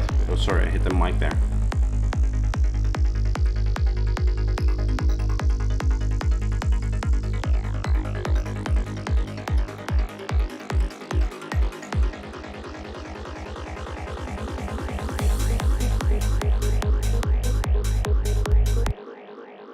yeah, Ableton was very, very close to having a correct way to export individual tracks.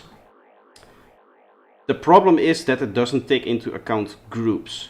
So say that I want to export like my kick, which is made out of 2 kicks, right? You have the extra click, which I add when stuff becomes a little bit more busy.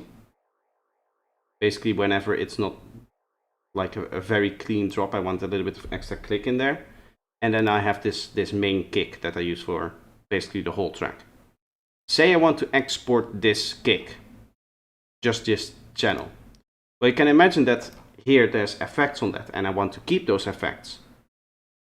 What you can do in Ableton, if I render this out, is you can go in here and then all tracks, all individual tracks or selected tracks only, which would be perfect because I would be able to just select the tracks that I would want to render out. If it did not render them out right after the output of the track itself. What this does, if I solo it, what it will do is it will solo this track, right? And it will render it out, but it will take into account the group, my drums group. There's no processing on that, so that doesn't matter, but it would go through that. It would go through my routing group, which is how I set it up. It would go through my master, so I would usually turn off my master before exporting. And it takes everything into account. So any group that you would have, say for example, good example would be this one, right? There's these effects on this. Even if I were to say, okay, I want to render out this group and I want to use the selected tracks version. If I take, say, the saturator and put it on each individual track, it's not a linear process, so the sum is not going to be different. Right? Like if I were to take all of these effects and then drop it on this, then drop it on this, then drop it on this, it's going to sound different because it's no longer summing them before it goes into the saturator. So the saturator will affect it differently. So the annoying thing is that basically when you want to render out multiple tracks at a time, that it only allows you to render out up until the output of that track, and not any group or something that's coming behind it. Which means that the process that should take me 3 clicks and a half an hour of waiting takes me like a day. Which is stupid. I don't think there is a way, maybe there is, to fix that. Like obviously this element, as I have it here, this would just be one element, right? Like in a mix. I would just condense all of this into one thing. But you can imagine that there are some groups which you do want control of the individual things. Say something like this drum group, if this is a, yeah, this is a drum thing, right? I might want to have control over the individual tracks in here. So like these, and I would render them out individually. There's no non-linear process on here, so that could be done. They will sum equally. Because that's the problem. Like something like saturation, if you put an individual sound through it, like if I solo this and I put that through a saturation, it's obviously going to sound different than this, than the whole group. But for something like a delay, which is a linear process, or an EQ, or a reverb, or a filter like this one, if it's not like doing any analog emulation, then it's a linear process, which means that I can just render out an individual track for all of these, and then the sum together will still sound exactly the same as if I was to render out the sum, like as if I was to sum this before it and then have it go through all of these things.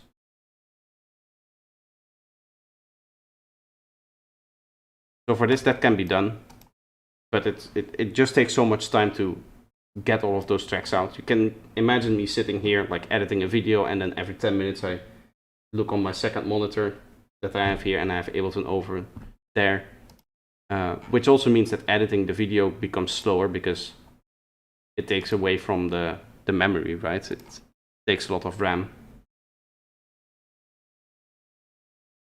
Like this simple project is 4 gigabytes and I just have 16, so that's eating away at my RAM when I'm editing. I need all of it. So it's not the best solution, but it works okay-ish, I guess.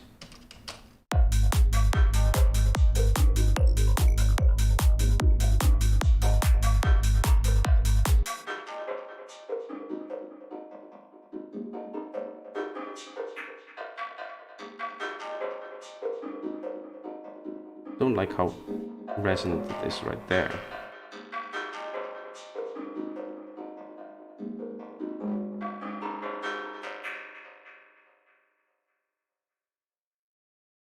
A very time-sinky process, yes, very much. Ableton was so close to making a good way to export tracks and they just messed it up. Just barely.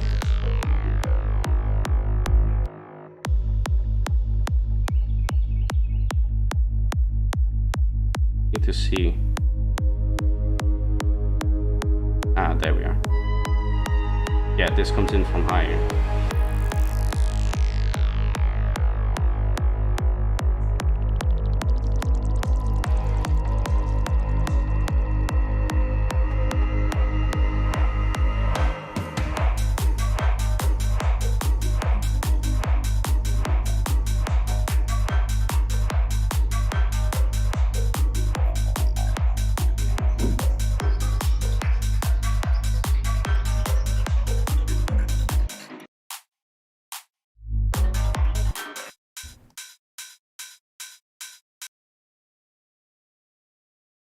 I wonder what the idea behind removing all of the high end there was. It's a bit too much, but definitely something like this.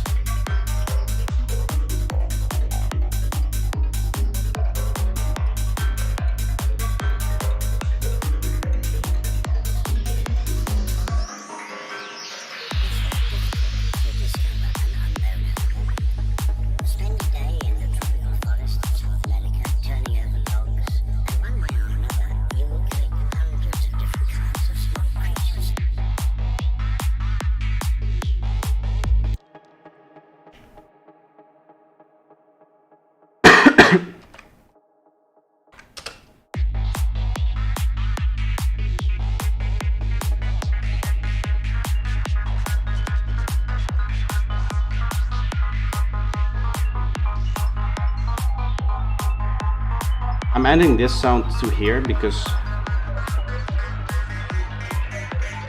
we can turn that down here.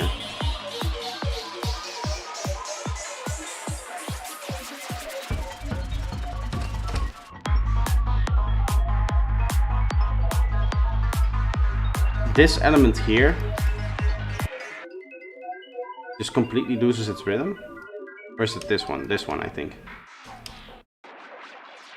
Yeah, this completely loses the rhythm. So I need something to keep it.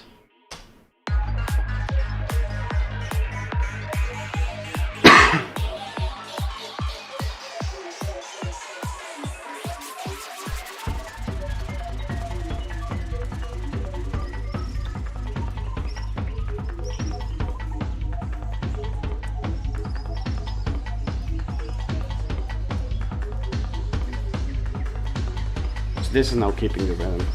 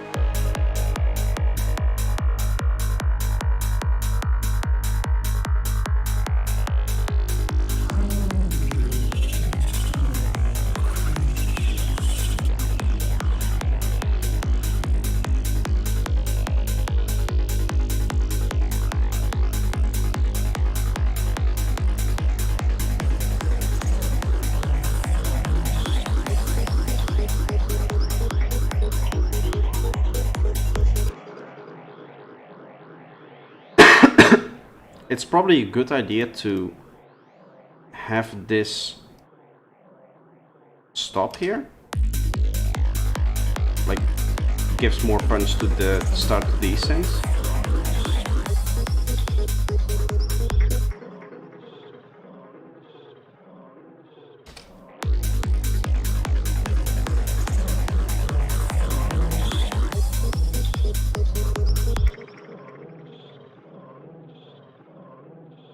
You can only hear the bass for a sec. Yes. I can just solo the bass for you.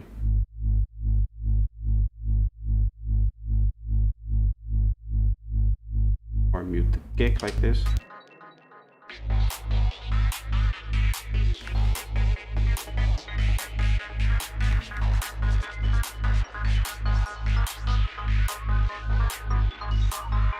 This is it without me pushing it into any limiter. My limiters are turned off. Yeah.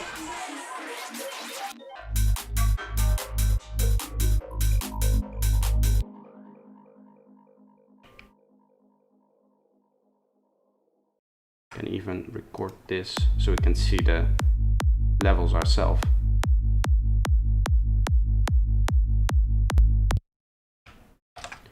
Without me pushing it into a limiter, for me, I figured that this was pretty much okay-ish.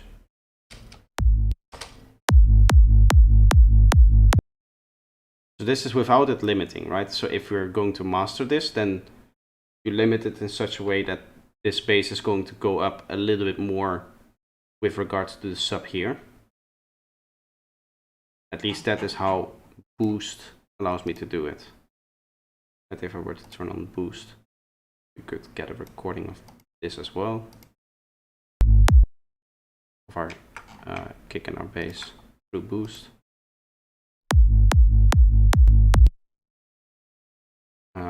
With the limiter in front, maybe.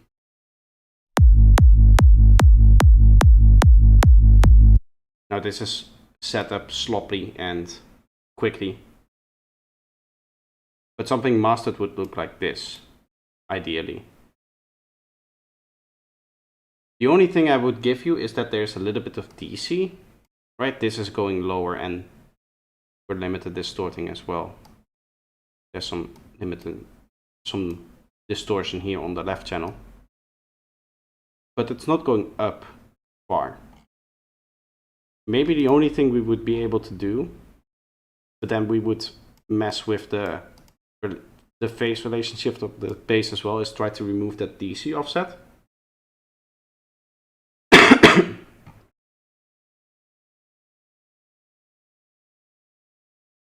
Which comes from Vitamin, by the way. The DC offset is probably from here. Like without Vitamin you get that. So there's no DC in there. But Vitamin is giving it its nice dark tone. So I do need that. I don't think it's that big of an issue. The only thing I could maybe try, if we really wanted to fix this, is to, and this might be a really cool idea if this works, is I go into my kilohertz baseband. And I get my custom wavetable. I think it's here. Volumes. This is basically a DC generator. If we add a little bit of top DC on that, you might be able to cancel it out just a little bit. Not right now. I want to go a little bit higher, maybe. Maybe that is removed, the DC, I don't know. It doesn't seem to be super effective.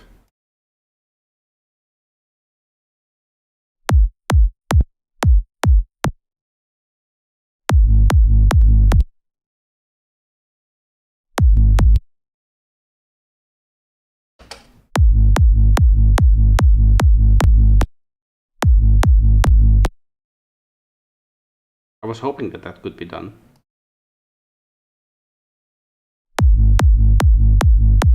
But this is full positive DC, and now it's not, still not summing to it nicely.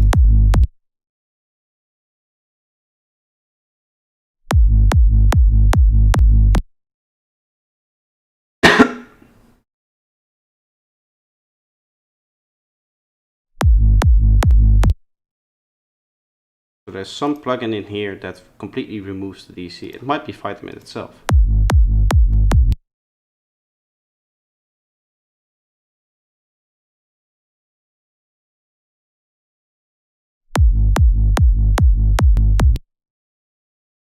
Might actually be phase. No, because we get an output from phase plant.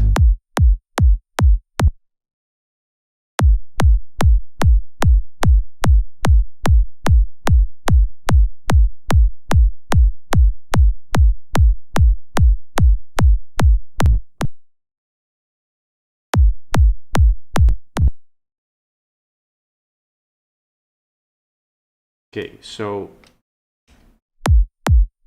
my filter rack removes DC. Now if I place this here, the DC should still be in here up until here. Which means that all of the phasing comes in there as well. Yeah.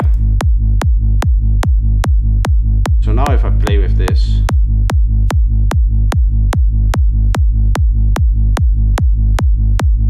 should be able to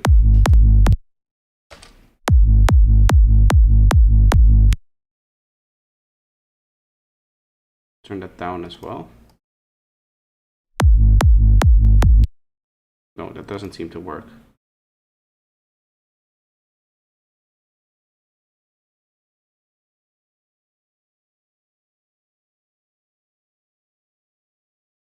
It probably doesn't matter too much, as I said before. If we just treat it well going into the limiter, then there shouldn't be any problems.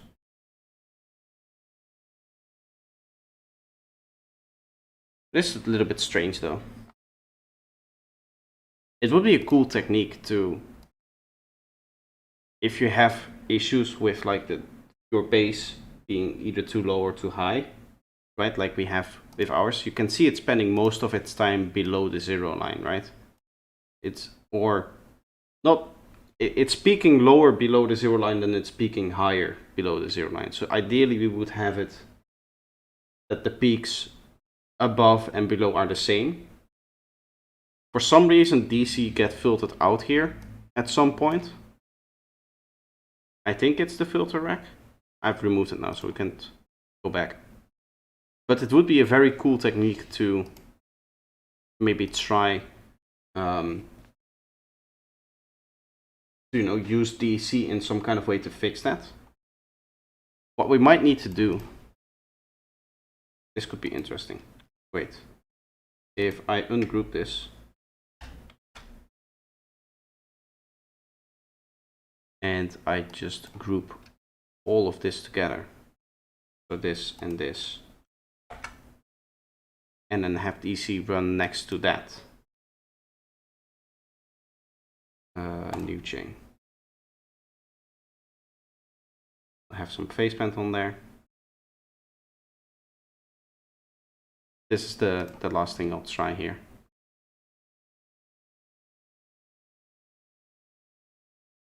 Volumes.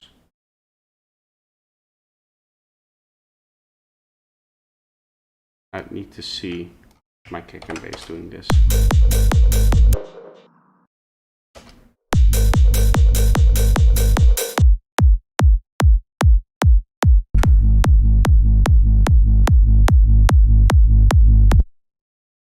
Let's record this.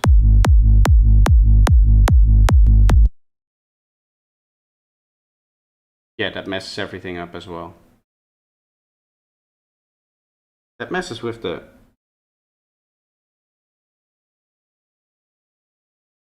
Is it because it post rings? Which would mean we could theoretically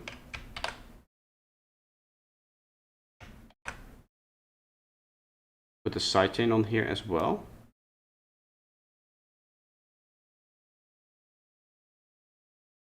In oversampling mode. Yeah, probably. I'm kind of assuming that anything that's Melda related automatically oversamples, especially when rendering, because that's kind of what they do, I think. They have the quality settings, and then it's not direct oversampling, but I assume that there's some kind of oversampling in here going on.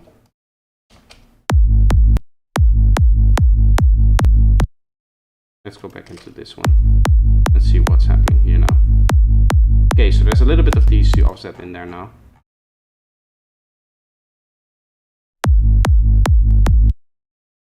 Yeah, no, that doesn't do anything.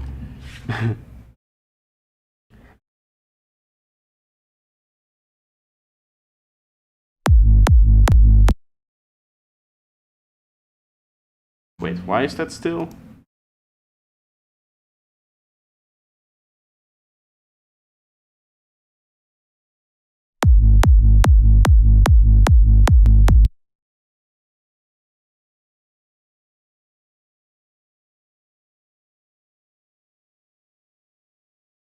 What did I change here?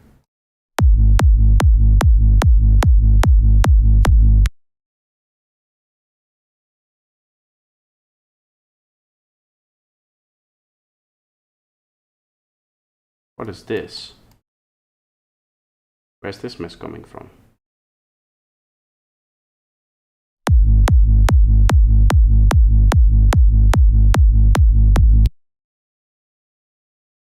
Ah, I know where that's from. I know what the issue is.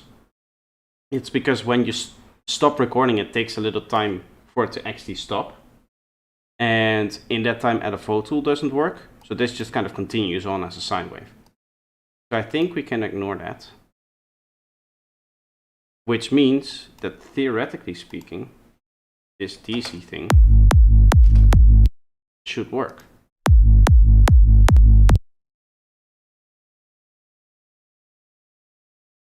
Might need to give it a bit more positive.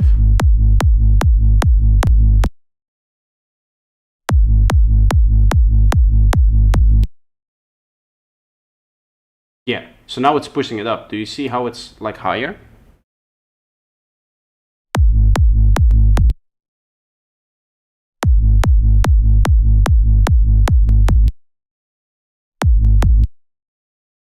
Right? Or am I seeing things? I feel like I'm seeing less limiter distortion on here as well. Maybe? Let's do a little check. Yeah, so it's definitely pushing it higher. And there's a little less limiting distortion, like this is extreme right here. It feels like there's less. Maybe not. Maybe it's just a little bit. But it's definitely pushing it up higher. Which is pretty cool, actually, as a technique. I might explore this a little bit more, see if I can create a setup where it actually works and you can just like set a value well. That might be a cool video idea.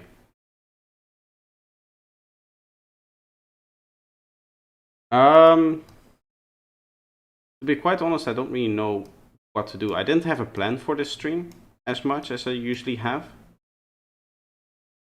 So what I'm thinking of doing is calling it for today, making it a little bit more of a short stream, and then I'll make a plan for the next one, and I might have one next week during the week or something. I'll see. It's been a long while since I last streamed, but that's okay. Yes, in theory it's a great technique, but if I just need to make sure that I can get it to work well, so that it's actually useful in like a mix, not this mess, right?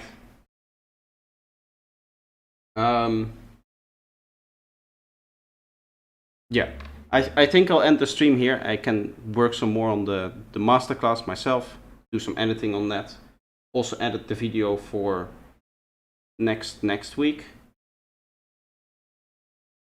And yeah, I have enough stuff to do tonight. So I had a fun stream, a lot of experimentation, a lot of cool ideas. And we didn't get to do as much in Vital as I might have wanted, but that's okay. But this is going to be it. I hope you guys enjoyed the stream as well. A little bit of a short one, but one nonetheless. Yeah, nice. See some of the messages coming in if there's anything. So video would be highly appreciated. I'll see if I can get it to actually work and be controllable and everything. Thank you. See you. Bye bye.